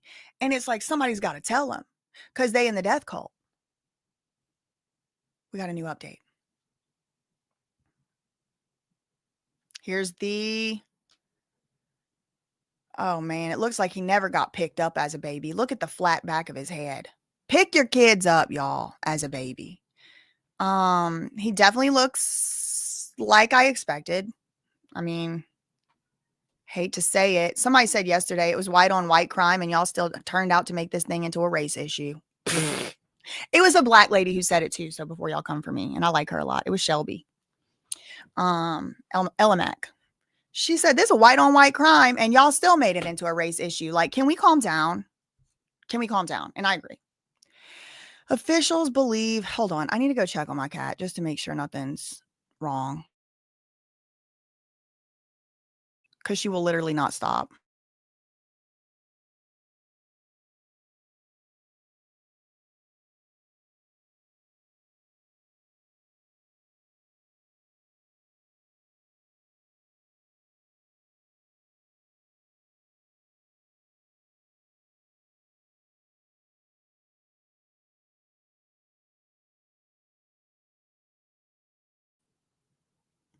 Okay, this is what I was wondering. Wait, where was that comment? Oh, whoa.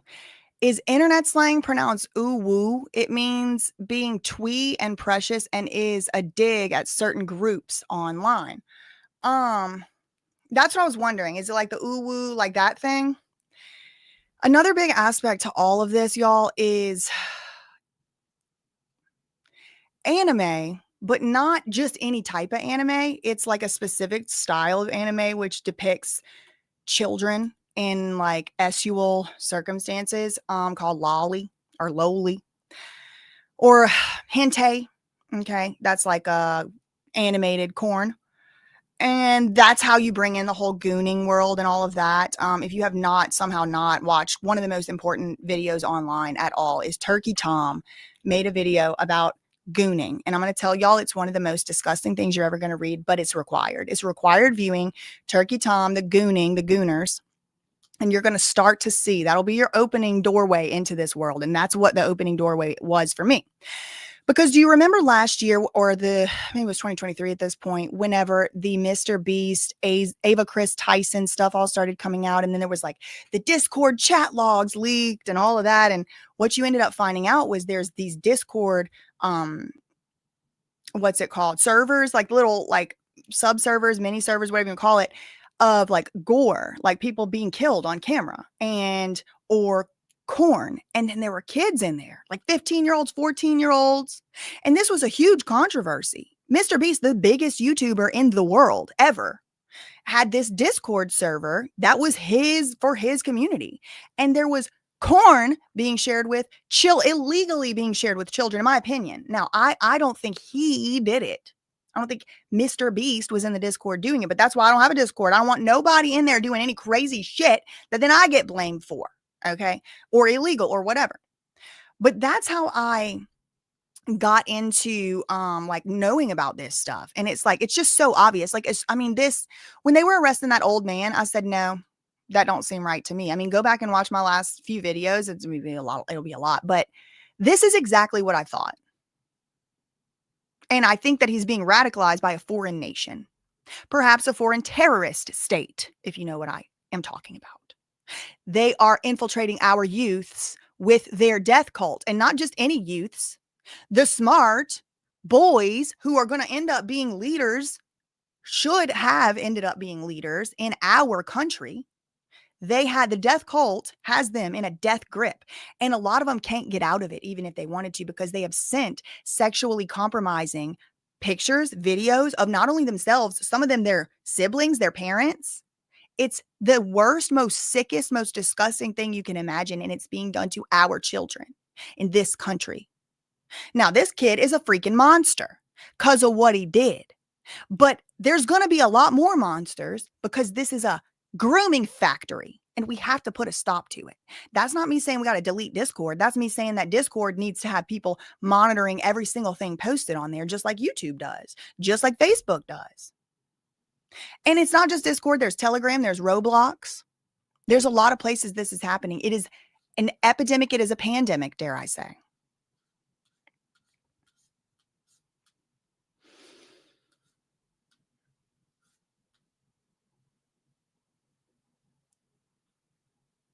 Governor Spencer Cox, this is New York Times, says a family member of the suspect, Tyler Robinson, contacted a family friend after the shooting.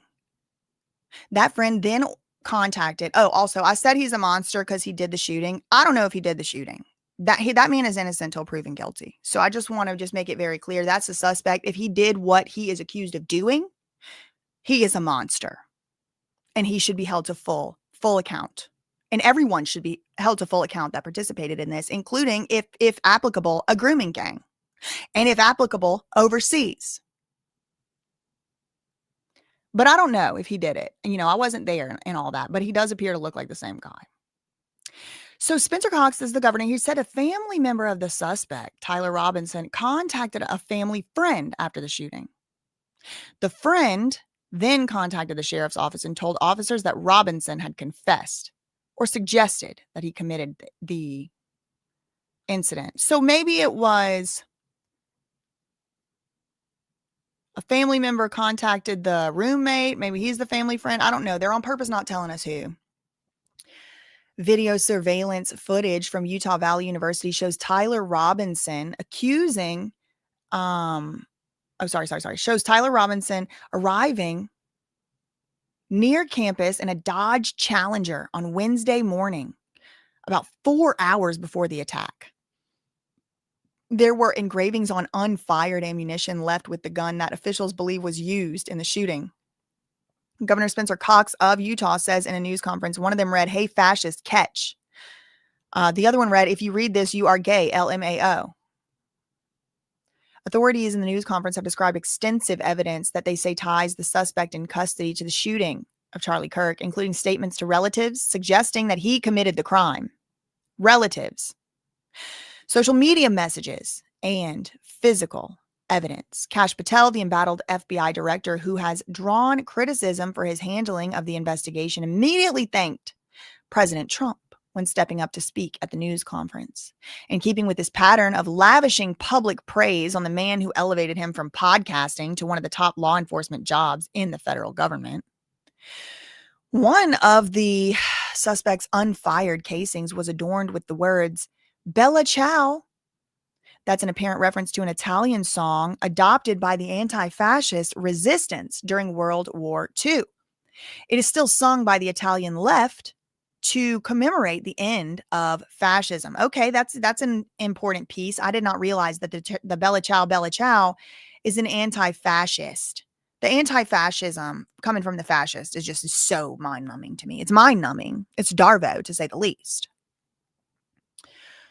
The governor using his news conference as to issue an appeal about the importance of free speech and to condemn political violence. Over the last 48 hours, I have been as angry as I have ever been, he says, growing emotional. Many political leaders of both parties have been deeply shaken by Charlie Kirk's assassination. And I'm going to tell y'all, your favorite YouTuber, your favorite podcaster, and your favorite influencers have all been deeply shaken as well, because I would be lying to you if I didn't imagine myself sitting up at a university event just trying to have a little meet and greet or a little debate about something, and some lunatic fascist don't ride by and shoot and take me out. I would be lying to you, and you can see it left and right. I haven't seen any YouTuber, podcaster making too strong of a stance saying this was a great thing, because we got to be allowed to say this is our job. If there's no us, y'all want to go back to just having CNN? Y'all want to go back to just having Fox News? I mean, I'm not the news. I'm a girl with my opinion. But we should be able to speak without fear that we're going to get murked in the middle of a public speech in a college campus.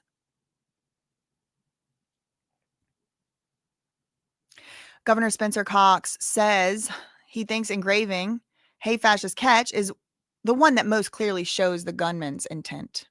I think that speaks for itself. The cartridge and others were found alongside the gun that officials say was used to kill Charlie Kirk. Okay, here we go. We're getting some more little insights here. The list of messages on the suspect's casings, as described by the governor, include apparent references to online culture and gaming, just as I predicted. Up arrow, right arrow, and 3 down arrow symbols may be a reference to a sequence of moves on a controller that releases a bomb in the video game. Good. Great. Hell Divers is another engraving. Notices bulges. Ooh, woo. What's this? Is a phrase used for trolling in online role play communities. Y'all, they've taken the role play out into real world and they're killing us. I know y'all remember all the moms and the dads and everybody talking about how violent video games are radicalizing the youths. And I think maybe they might be onto something. I think they might. Because it's like, ha ha, hoo hoo, woo woo, woo woo. Tee hee kee kee. Isn't it so cute? I just murked somebody in open air. Made a family fatherless, husbandless. Like this is, no. It's not cute.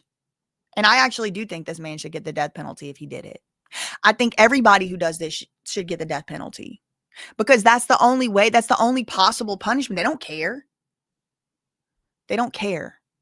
They're radicalized and brainwashed. By the time they do something like this, it is probably too late.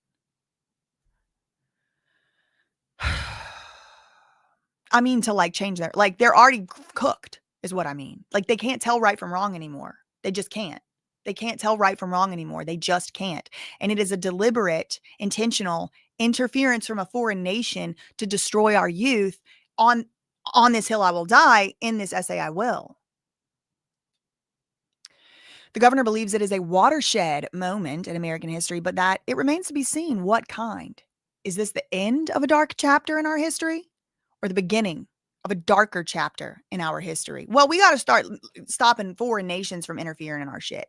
We got to stop letting them pay.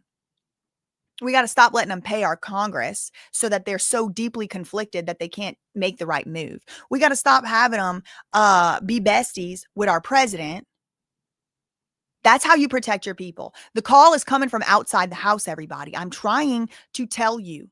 It is so obvious. It's been going on for like more than 1,000 years. When the people who are really in charge, and who do you know who's the people in charge? There's a very easy way.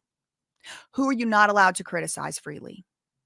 That's who's in charge. So when you can't criticize them freely, that's who's in charge. That's how we know. And how do people in charge stay in charge? Well, there's many ways: violence, threats, fear, force, sometimes manipulation, sometimes coercion, but sometimes it's just freaking chaos. Oh, this one's black, this one's white, they got to fight. This one's a girl, this one's a guy, they got to fight. You're trans, you're gay, y'all, everybody got to start fighting, and don't look at who's really running shit and ruining people's lives. Let's just keep tweet fighting, everybody. Just keep tweet fighting.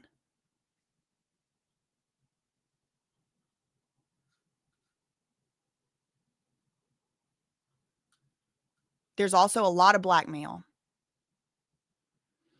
If y'all don't know, y'all gonna have to look it up, because like I said, I'm not trying to be the next one get shot in the jugular, okay? It's that serious out here.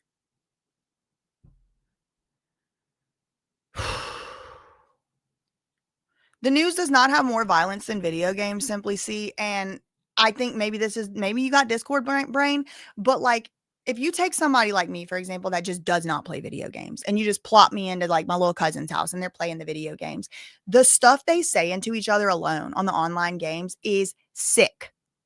Sick. The little online banter, it's sick.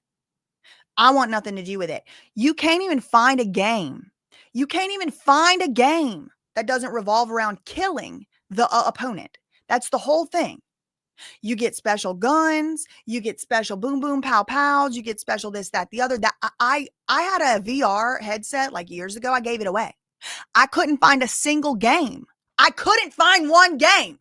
That the purpose of the game wasn't to take a weapon and kill the opponent. That is absolutely having an effect on the youths, and it is way worse than anything you're going to see on the news. I'm not playing that game. I'm standing pretty hard right here in this stance right now. The Sims. I'm not blaming anybody.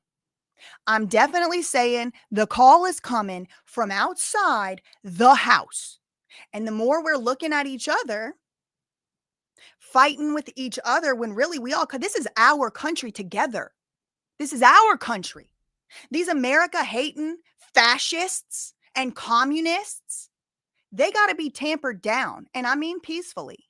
But that requires us to say, no, block.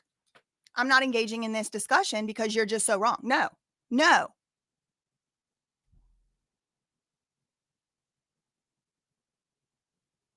Hold on, I got to block somebody that don't know how to talk to me. Mario Kart, that was fun. The last ones I liked was that. And even that, at the end, you got to kill Bowser. Got to kill him.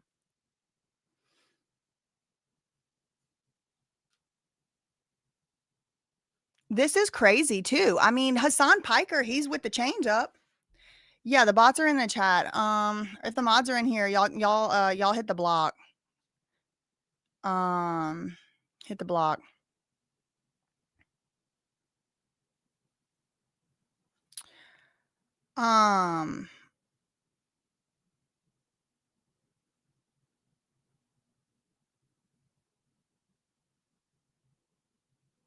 I'm reading somebody else's comments.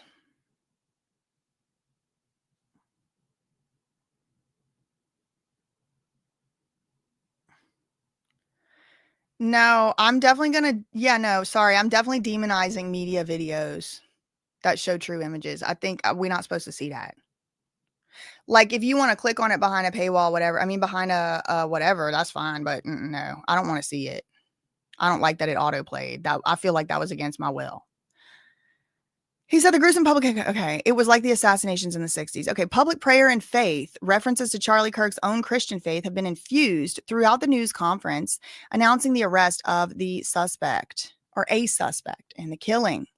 The governor spoke personally of his own prayers and his feelings when they were not answered.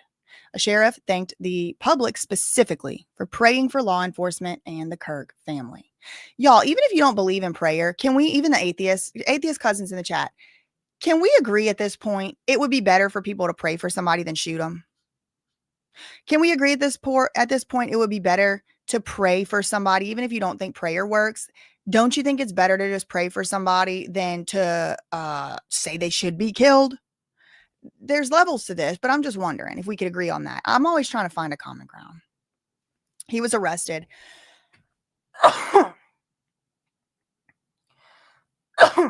I guess the probable cause affidavit has been released, so let me look it up.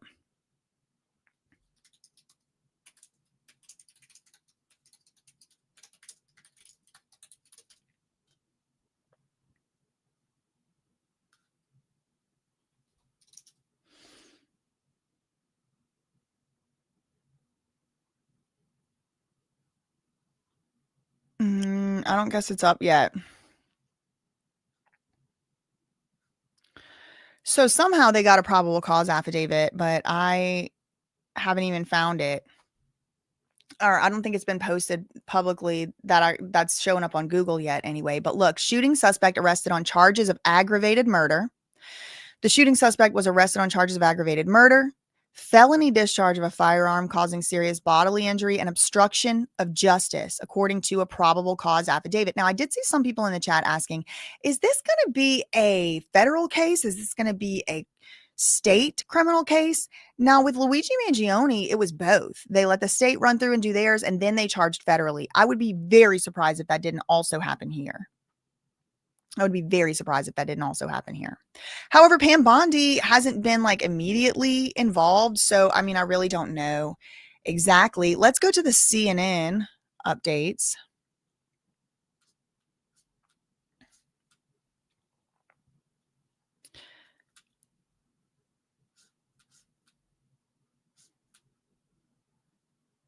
Yeah, rest now, brother, with the Valhalla. I'm still confused about that, but do what you got to do to cope. I don't know. Attack on Charlie Kirk is an attack on all of us. Suspect is believed to have acted alone. It's believed he acted alone. Asked by a reporter if authorities believe he acted alone, yes, but the investigation is ongoing. We do not at this time have any information that would lead to any additional arrests.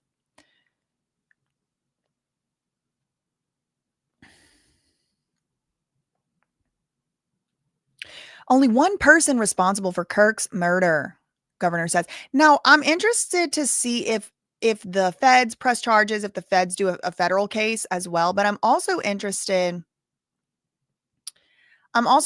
to see you're right. That is a good point, okay.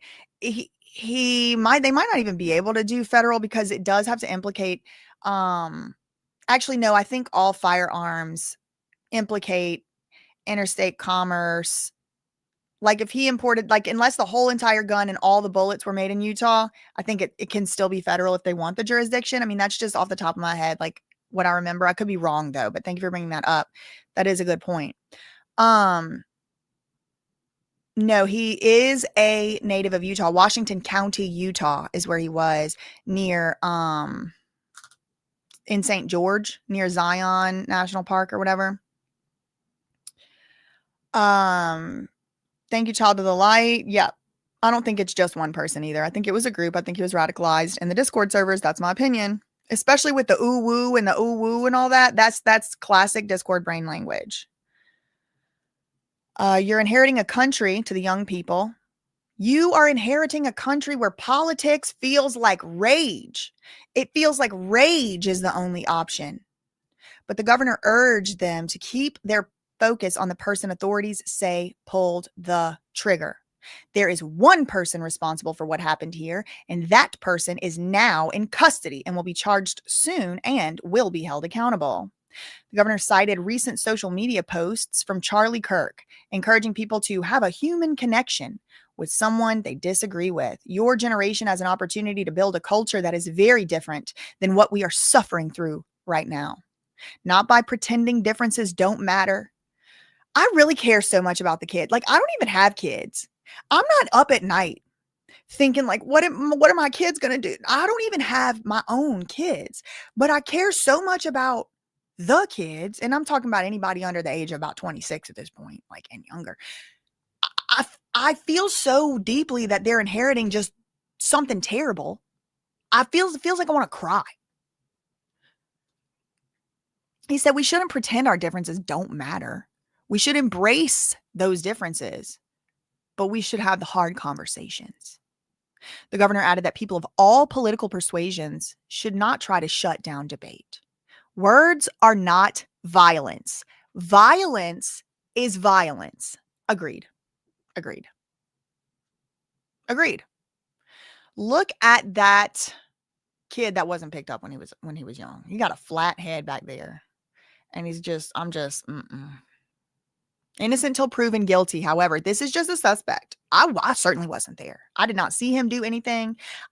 This could be an AI picture. I don't know. Okay. I'm just reading CNN.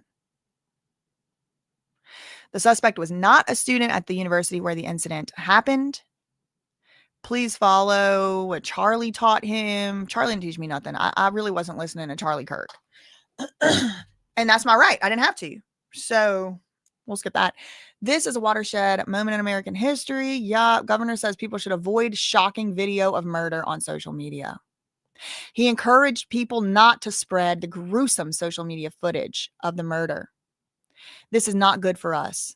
It is not good to consume. Social media, I think he forgot to put a word in here. Addiction is a cancer on our society right now. We're not wired as human beings to process hatred and violence to which people are constantly exposed on the internet. I completely agree. I would encourage people to log off, turn off, touch grass, hug a family member, go out and do good in your community. Absolutely. And I said a similar message yesterday at the beginning of my video. I don't think social media in general is a cancer. I think that the way it has been used can be used for bad. Someone even said it's a hammer. You could use it as a tool for good or not. Do we have a new update here? Hold on.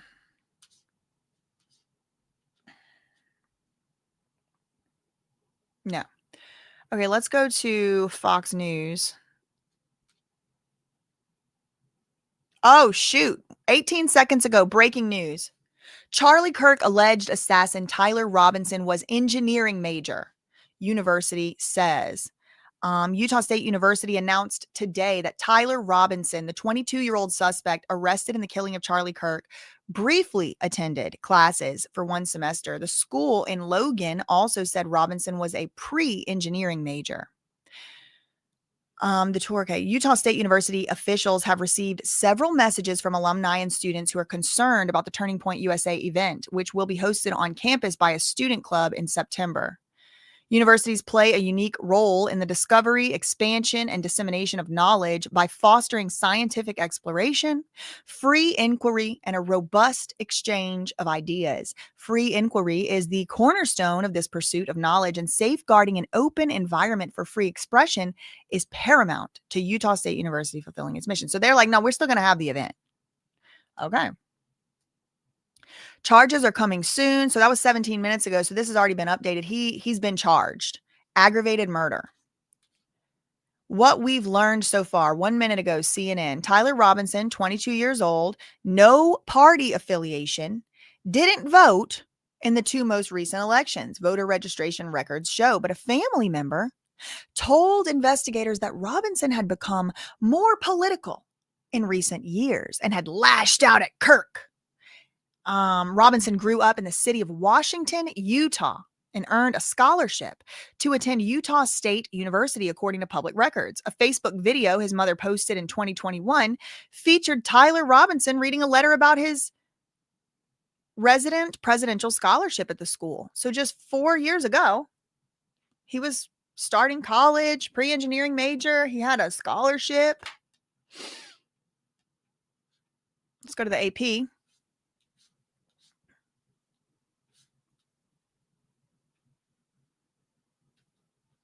Here's the man. He got green eyes. He's probably our cousin, y'all. They getting our cousins and making them into killers, allegedly. Look, he's got the spit vest on. Somebody tell me why they put this thing on. Does everybody got to wear that in their picture or what? Somebody from Utah governor's office. This is his mugshot. But don't they put this thing on whenever you're like being a problem, or they just put that on everybody? Okay, more details emerge 39 seconds later. Tyler James Robinson, breaking news, middle name is being reported as James by the AP, was admitted to Utah State University on a prestigious, I knew he was smart. Didn't y'all hear me call him smart a while ago? They're brainwashing and radicalizing the smart men who are meant to become the next generation's leaders. They're radicalizing them. And I think that they should be allowed to be on the left or the right if they want to, but I don't think that we need to be taking guns and shooting people out in the public. A university spokesperson says he attended for only one semester. Utah State records say Robinson was registered as a voter, but not affiliated with either political party. Confusion and chaos, y'all. Confusion and chaos. Okay, let's see. Where's the New York Times? Do I even have that? Oh, yeah, that's the one we just read. That one. Okay. Wait, AP.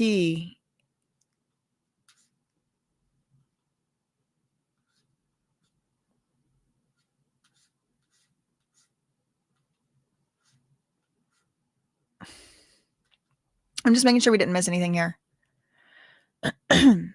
Details of the messages on bullet casings revealed. Bullet casings discovered by investigators had several inscriptions engraved on them.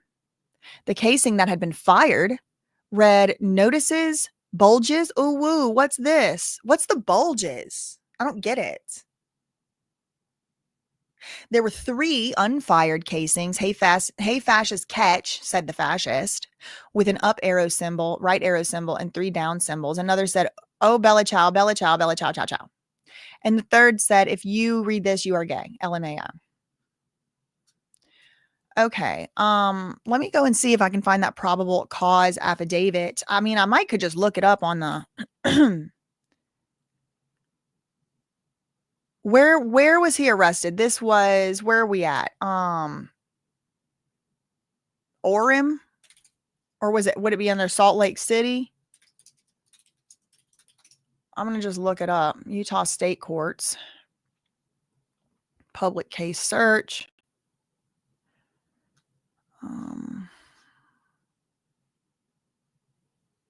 Hold on. This is a repository of district court and justice court information. District courts are general. Okay, let me just look this up. Probable. Tyler James Robinson.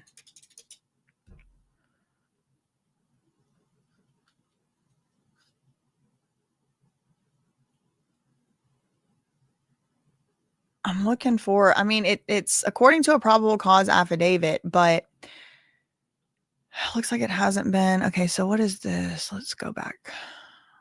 Court records. Okay, I'm on this website here.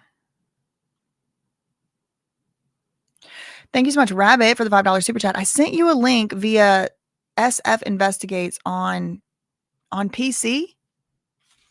IG, you mean?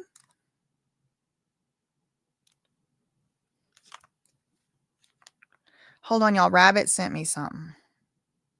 Oh my God. JLR Investigates posted to him. One thing I think is a little silly is like people being like, oh, how did he have access to guns? I can guarantee y'all millions of kids in this country have access to guns. Not like that much. Like they're in a gun safe. They go to the gun range. They do it in the 4-H safety shooting safety class and all. And they never become a shooter of somebody. Okay. It's radicalization. I know y'all saw that man stab that lady with a pocket knife on the bus and she bled out just as bad as if it was a gun. So let's not get carried away with getting too in the weeds on gun, this, that. Okay. On Instagram, you said, all right, let me go to Instagram. Rabbit said she sent me a link. Thank you so much for that too.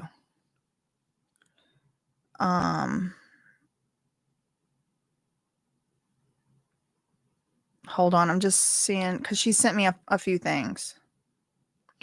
Perfect. Shout out to SF Investigates. Okay. I'm going to show y'all this. Let me get it.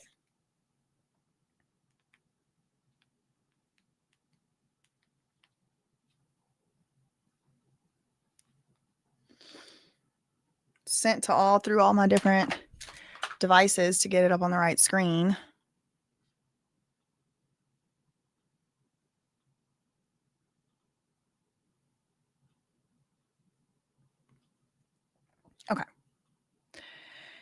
This is the affidavit of probable cause. Let me give him a like on that. This was just posted 12 minutes ago. Supported the arrest of Tyler James Robinson for the aggravated murder of Charlie Kirk. Here it is, everybody. Let's read it. Wow. Breaking news. Thank you, Rabbit. Thank you so much for sending me this. And thank you for the $5.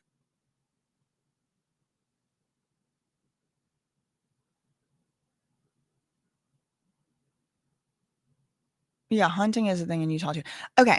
So he was born on, he's an Aries, 4/16, April 16th, 2003. Oh, wait. I don't want to show his address. Okay. Aggravated murder, felony discharge of firearm causing serious bodily injury, and obstruction of justice. Capital first degree felony conduct. So this is from the officer. I believe, so he was just charged with this today. See, this is today's date.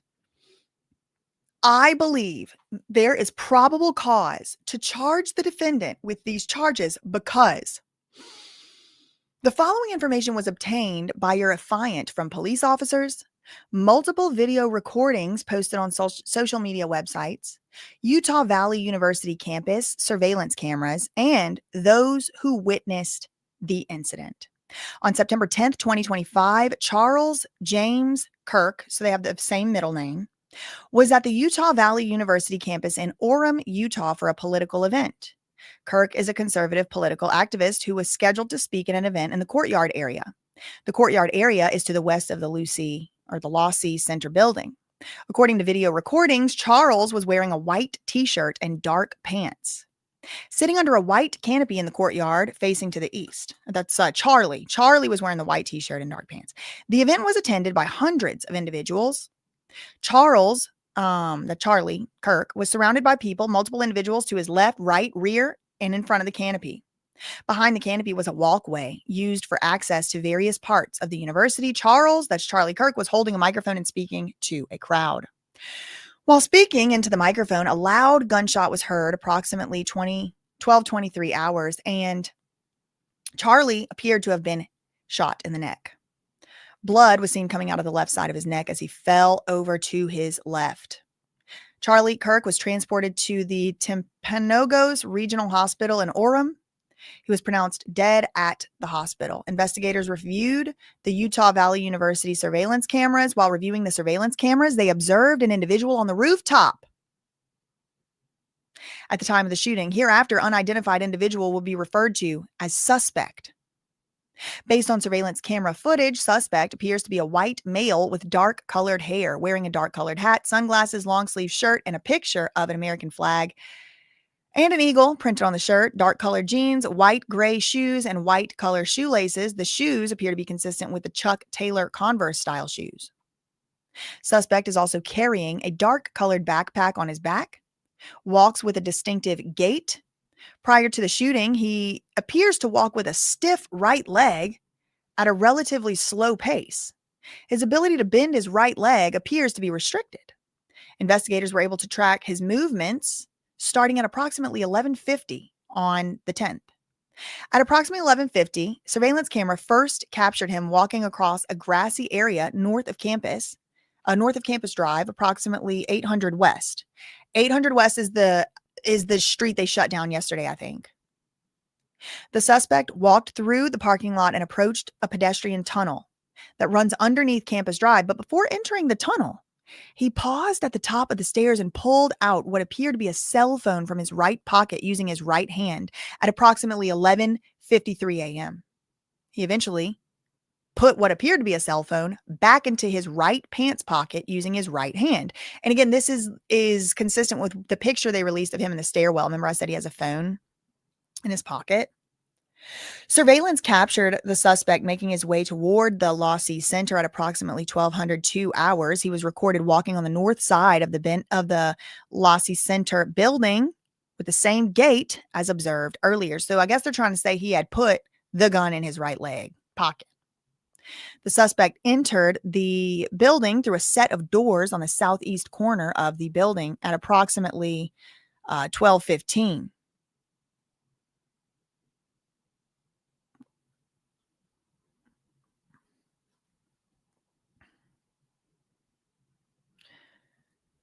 and was observed walking up the stairs that lead to the common area adjacent to the building. He walked to a short concrete wall that separates the common area from the rooftop of the building. At approximately 12:17, he climbed over the short wall, appeared to crouch down on the north side of the wall on the rooftop. At approximately 12:22, the suspect stood up and started running across the rooftop. The notable limp was absent. He ran to the west side of the roof and appeared to scoot along the rooftop area as he got closer to the edge of the rooftop. Approximately 12:22, he laid down a position consistent with a prone shooting position near the edge of the rooftop and appeared to be facing west in the direction of the courtyard area. The rooftop of the building overlooks the courtyard where the event where Charlie Kirk was speaking. The building he was on is east of the courtyard area. At approximately 12:23, Charlie was shot. Also, approximately 12:23, surveillance shows that suspect stood up suddenly from the edge of the rooftop and sprinted north on the rooftop of the building. The suspect ran to the northeast corner of the building and approached the edge of the rooftop. The suspect placed a dark-colored item on the rooftop. Is it the gun? I don't know. And proceeded to lower himself off the rooftop. He dropped off the rooftop onto the grass below. He ran near the parking lot to the east of the center, and approximately 12:24, he ran across Campus Drive. So he shot and he was off that roof within 1 minute, running across the street. He ran across the Campus Drive road. Suspect appeared to be carrying an item whose identity is not clear from the surveillance. The area to the north of Campus Drive road where he crossed over consists of a grassy area with trees on the edge of the campus. Investigators discovered a bolt-action rifle wrapped in a dark-colored towel. The rifle was determined to be a Mauser Model 98 bolt-action rifle. The rifle had a scope mounted on top of it. Investigators noted inscriptions that had been engraved on casings found with the rifle. Inscriptions on a fired casing reads, "Notices bulge. Ooh, woo, what's this?" Inscriptions on 3 unfired casings are, "Hey, fascist, catch." Up arrow symbol, right arrow symbol, and 3 down arrow symbols. A second unfired casing reads, "Oh Bella Ciao, oh Bella Ciao," and a third is, "If you read this, you are gay, LMAO." Investigators also discovered a shoe impression in the northeast corner rooftop edge of the building. The shoe impression was located in the vicinity where he climbed down from the rooftop. The shoe impression is consistent with the Converse Chuck Taylor shoe. Okay, so that's a big hint right there. It's a big lead. We all saw the man that they suspect did this. The boy, really. I mean, but we'll say man. With the shoes on. The Chuck Taylors. Well, they got a Chuck Taylor imprint, shoe print, right where he was on top of the building. Okay, listen to this. On the evening of September 11th, that was yesterday, a family member of Tyler, the suspect, reached out to a family friend who contacted the Washington County Sheriff's Office with information that Robinson had confessed to them or implied that he had committed the incident. Okay, so it was a family member, it was his dad, I really don't know. This information was relayed to the Utah County Sheriff's Office and scene investigators at UVU.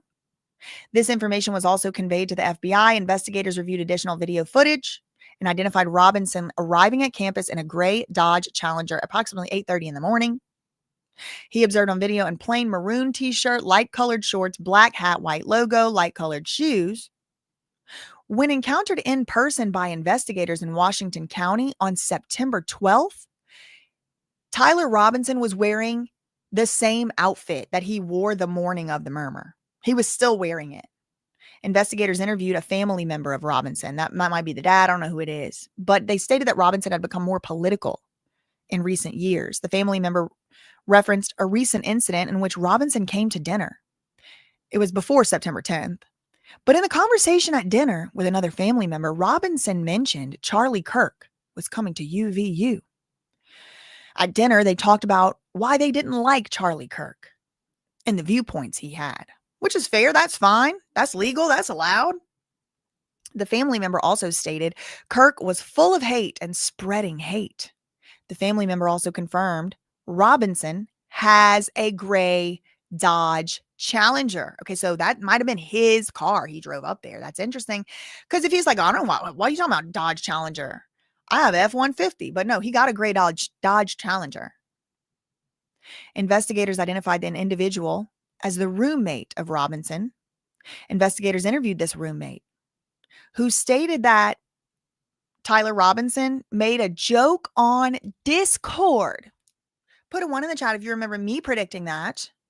Check the group chats. Check the group chats.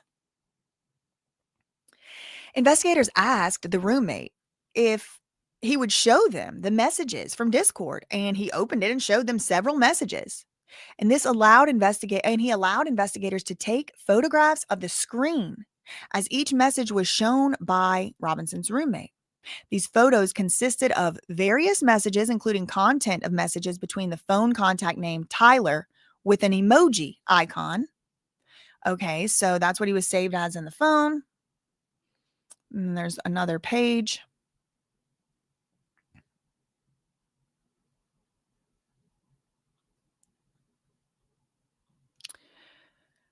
Tyler stating he needed, they included messages affiliated. The content of these messages included messages affiliated with the contact Tyler. Tyler stating a need to retrieve a rifle from a drop point, leaving the rifle in a bush. Messages related to visually watching the area where the rifle was left, and a message referring to having left the rifle wrapped in a towel. The messages also refer to engraving bullets and a mention of a scope and the rifle being unique. Messages from Tyler, or like the contact that says Tyler, also mention that he had changed outfits. So, I mean, this is a confession.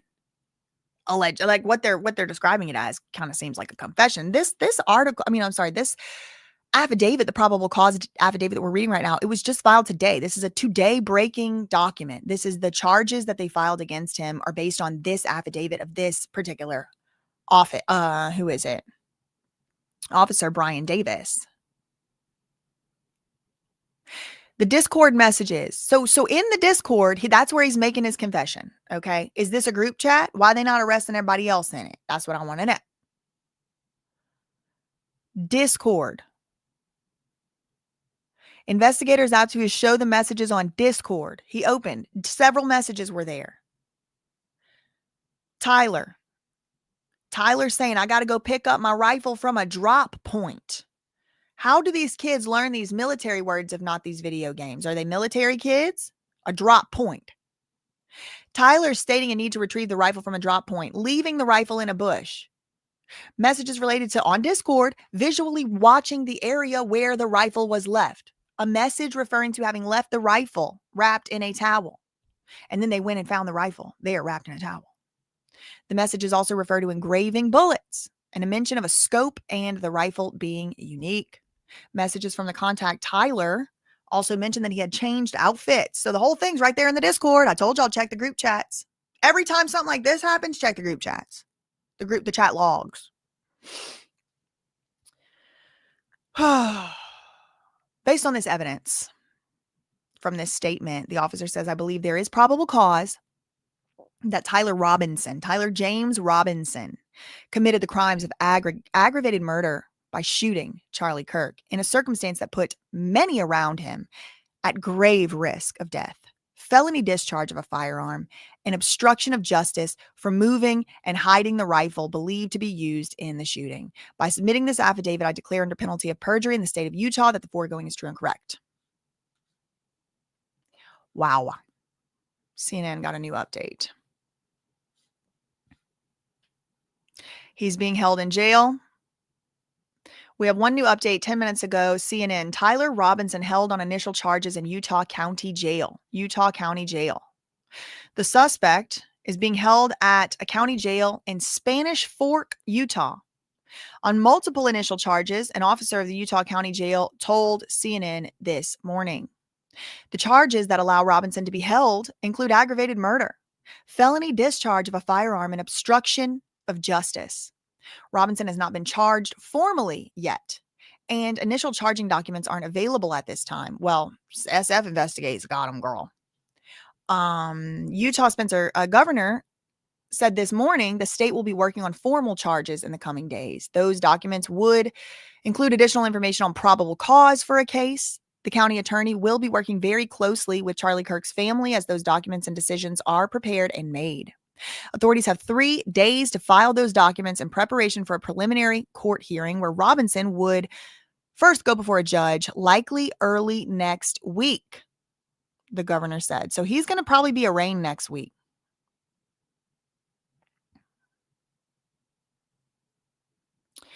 Laura, yeah, I mean, I'm not really sure what the relevance of this is to the price of beans in China, but people younger than his age are in the military actually killing people. And I think that that is a travesty. And I think that that is a human rights violation, that our children are being sent to fight in other people's wars and get messed up in the head, messed up in the body, messed up in the family for other people's wars. So I don't know if it actually is worse than video games or not. Like, video games are affecting like every single youth, as opposed to like the very few who actually do go to active combat situations.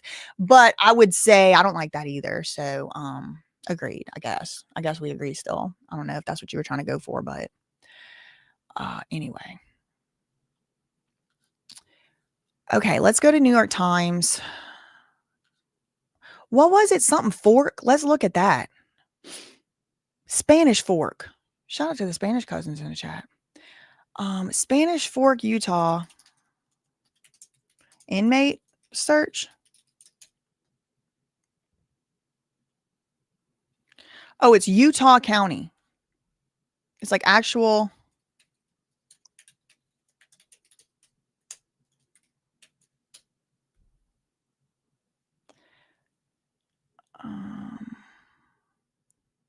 Arrested date 09/12. Oh, y'all can't see what I'm doing here. 09/12. Oh, no. Oh, girl, there's no inmates in the jail that were arrested today. Okay, yeah, right. I agree. It's like the death cult. The way you know you're in a cult when you can't criticize it. Like, if any criticism at all is towards these video games, people start losing their absolute minds. This and that is worse. This and that is just as bad. What are you talking about? Why are we talking about this and that? You had any moment to bring that up. Okay. We're not talking about that right now. We're talking about video games. And anytime I try to bring up even one criticism about any type of the culture of video games, people like come out of the way. It's like addiction makes people act like that, for one. When you try to take away somebody that's struggling in the full force of addiction, try to take away their thing of choice, drug of choice, and watch. That's how people act whenever you criticize a video game. Y'all are in a cult and you're addicted. It's a death cult.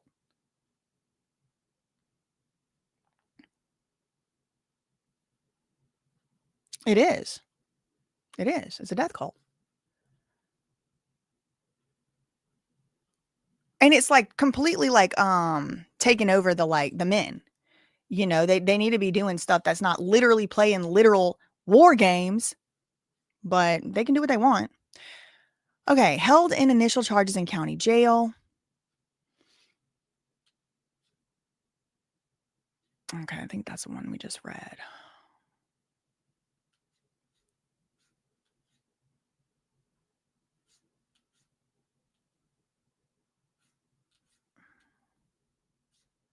I think we're pretty much caught up.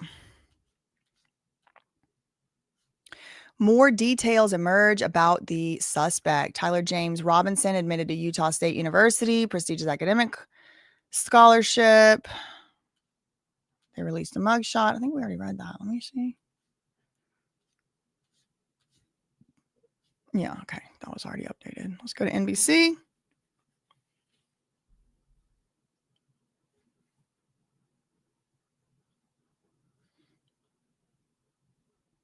Okay, NBC's done blacked out. Let me try to start it over.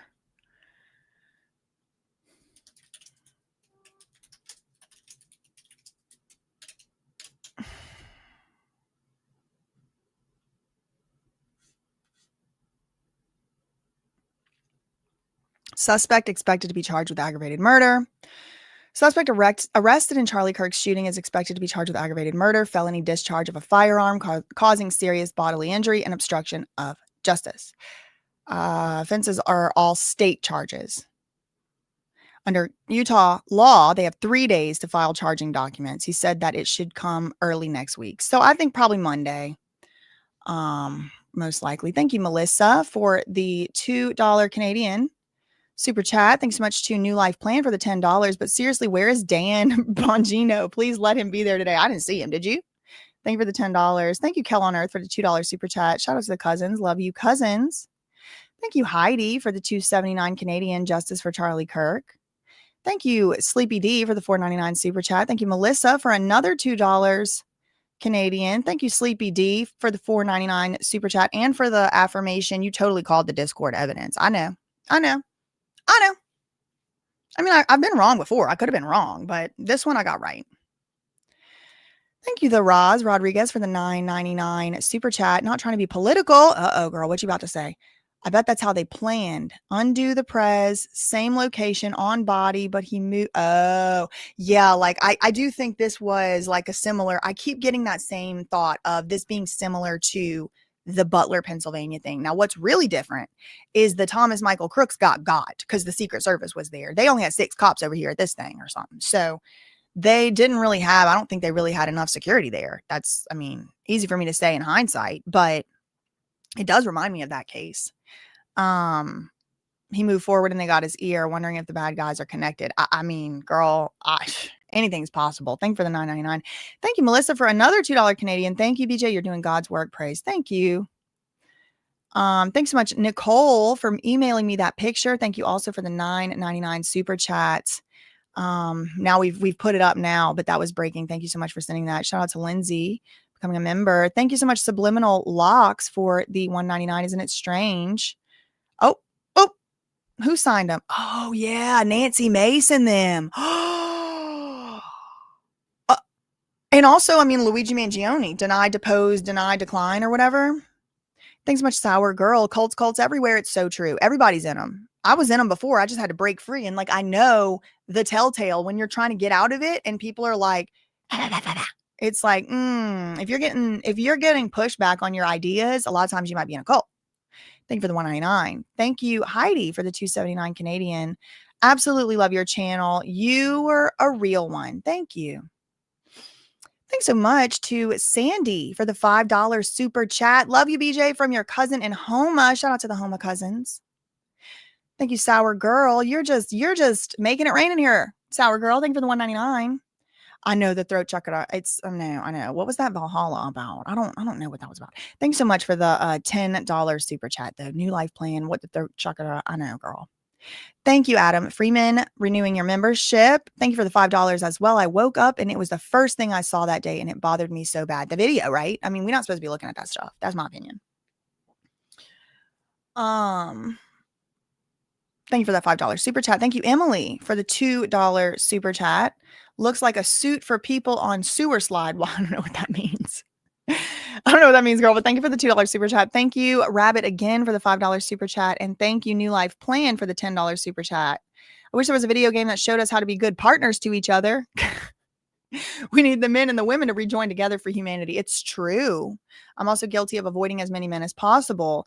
I mean, I'm not. I appreciate that there's men in the world. We need them. We need them to do what men do or whatever. And yeah, for sure. I think there has been like a big push with, a lot of it to like make women and men divided and to make Black people and white people divided and to make all people of color and white people divided and to make people born in America and not divided. And I refuse. I'm not participating personally. So shout out to the good men, shout out to the girl dads, shout out to the good brothers, shout out to the dad that turned his own son in. I'm sure that wasn't easy. Now I don't know all the specifics, but the way they made it seem was that he just did the right thing, simply turned his son in when he found out something was wrong. So shout out to the men doing that. Shout out to this governor. I don't know anything about him from Adam, but I could tell you the way he handled that press conference was way better than anything I saw from Riverside and San Bernardino. Better than the feds. Way better than a federal press conference. I mean, this guy might need to run for something a little higher than governor. If he wants to come talk about it on my if he's ever running. He can come. He can come do a speech on my channel, and I'll have a little debate over here. Not a real debate, but I don't really like debating. Truly, I don't really like debating. I don't really want to change anybody's mind that much. I mean, like, I hope that I change y'all's mind on some stuff to like bring you more back to like natural, like more back to like what you probably really thought before you were brainwashed. Like, I do want to change people's mind in that way. Like, in my mind, I was brainwashed by the woke cult, by the death cult. And not that those are necessarily the same thing, but there's a huge overlap. And, you know, I did have to change my mind. You should change your mind a little bit. But like, if we could arrive back at the place where we just tolerate each other's ideas, that'd be good. That'd be good. You don't have to change your mind.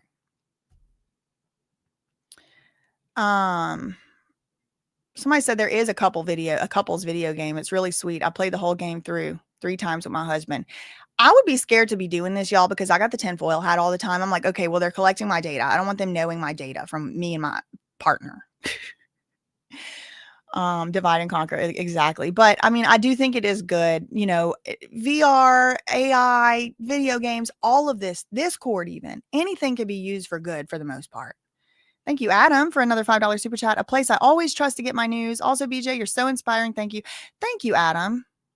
I'm trying to keep it like to the highest vibe I can over here. Amber's like, me too. I know. That was really strange to me how he was like, this is what happens when you let good cops do good cop work. It's like, wait, y'all just put out a picture. I could have did that. I could have put the screenshot out and said, shout out everybody, please help me find this guy. Like, but I'm glad they did find him. I'm glad.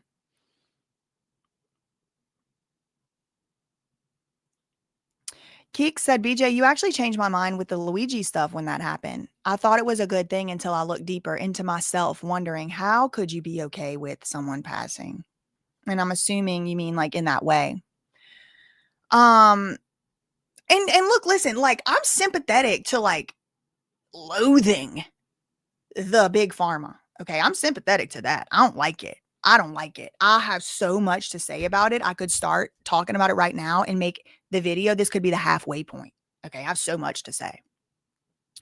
But as I said then, I'm trying to be consistent here now too. Whether you like a little bit or don't like at all, or understand why somebody would be mad or somebody wouldn't like, we cannot take that extra step to be like, oh yeah, let's take out AK-47 and blow their brain out on the side of the street. I mean, I don't think we should be doing stuff like that. We shouldn't be doing stuff like that or celebrating it. And somebody even did say on Twitter yesterday, you know, like how people acted with Luigi should have been a sign. And it's like, I'll admit it full force. I wasn't real that sympathetic to this random Brian Johnson person. And it did affect my thoughts on the case. But that being said, I still did say, and I still do mean, you shouldn't be shooting people that you disagree with. I understand the feeling of just wanting to do a revolution because everything is just so messed up. But revolutions, people die. A lot of people die. You lose everything. It's scorched earth. So I don't think we have to have a revolution in the United States of America in 2025. I think the revolutionary thing to do is to take back full autonomy and control of your zone. What the things you have control over, take 100% control. Don't let anybody tread on you. Don't let anybody step a pinky toenail over the line. And that is your zone. Everything else, we just got to hope for the best. But I truly know that is the laws of physics. If we're all doing it together, there's more of us than them. If we just say, la, la, la, la, la, la, every time they trying to divide us, every time they're trying to make us look at one black person as a representative of every black person, every time they're trying to make us look at one white man as the representative of every white man, we have the choice to go, la, la, la, la, la, la, la, la, la. You can choose to do that. You can choose to do that. Every time a bot is trying to bait you online, you have the choice to block them or ignore them. I like block. Keek said, I recently read about the Roman Empire, and I don't want to repeat something like that. Yep. What about Sodom and Gomorrah? I ain't talking about people being gay. Go read what they were actually doing over there in that. They like to make everything about everything. But it was like a morally corrupt and reprehensible society. we're infiltrated by that. The United States has been infiltrated by that, but it is not actually who we are. And if anybody is saying it is who we are, they should be deported. If you don't like American ideals, you got to go. And that's every race in this country, every single race in this country. I mean, some of the most American people I know were not born here. Some of the most American Americans who really, really appreciate and love this country and would seriously, sincerely die for this country were born over there in Western Europe, Eastern Europe, India. They were born here. It's a spirit of America that we have to uphold. And all this tromping on America, slapping America in the face, America this, no. Y'all talk about your mama like that. Don't talk about America like that. Because, girl, look around. There's no free speech in Canada. There's no free speech in Europe. None. You can't talk. This is the last little holdout over here. We barely got over here. So, no, we're going to keep that alive. We're going to keep that alive if I have anything to do with it. That's all I really had for this one, y'all. Thank you, Iris, for the 2 Oilo super chat. Awesome job, like always. Keep up the good work. Thanks so much. And thank you so much to New Life Plan for all the generous super chats. You're always supporting the channel. Thank you so much. Thanks for your commentary. Thank you, thank you, thank you. Period. Sour Girl said, as a Native American, this is my homeland. I will never move. And I'm also an American. Period. Shout out to the Native American cousins in the chat. Actually, there's like a lot of Native American cousins in my chat. The beautiful thing about America is that you can have different opinions and be critical of the country and not be punished for it. Yeah, absolutely. Absolutely. We can do a lot of things. These are the suggestions that I'm making. If y'all don't want to follow them, I can't tell you what to do. No free speech in Canada. The Canada cousins confirm. And we barely got freedom over here. All these people that have now infiltrated into our society from the death cult, including ones born here. Okay, I ain't talking about not born here situation. I ain't what I'm talking about. The death cult can get anybody. And it's now infiltrated. The death cult does not like free speech whenever it's going against the death cult. So we have to aggressively use our free speech. And when I say aggressively, I just mean speaking. I don't mean violence. Thank you, Tony. I really appreciate what you're saying. That's the words we as a whole people should be saying. Love your neighbors as you love yourself. Amen. I love Canada, but I'm disappointed. I mean, me too. Shout out to Brampton in the chat. Brampton, I know, girl. I mean, I'm always trying to kind of to balance the tightrope myself, you know.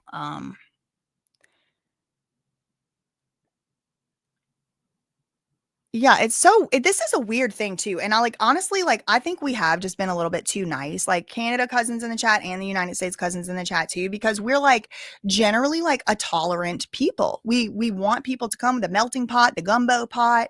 We love it. Yes, come through. But people that move from other countries and say stuff like this, they've gotten a little bit too bold and a little bit too brazen. If you hate it so damn much, you could go back. You could go back. Do not come somewhere and then bitch about how much you hate it. I mean, again, they do have the right to do that. It's not like it's against the law. But I think as a society, we've been oh my God, yeah, fuck America. Ew. No. What the hell are you doing here then? Nobody made you come over here. Ned said, I don't care where you're born. As long as you support the culture and the country, you're welcome. I have an Uber driver the other day. He said, I don't like Canadian culture. It was so offensive. I mean, seriously, imagine I go to India and I'm sitting in the India Uber and I'm I don't like it here. Something's wrong with y'all. No one else accepts that type of thing. And here we are. Oh yeah. And I mean, Canada cousins too.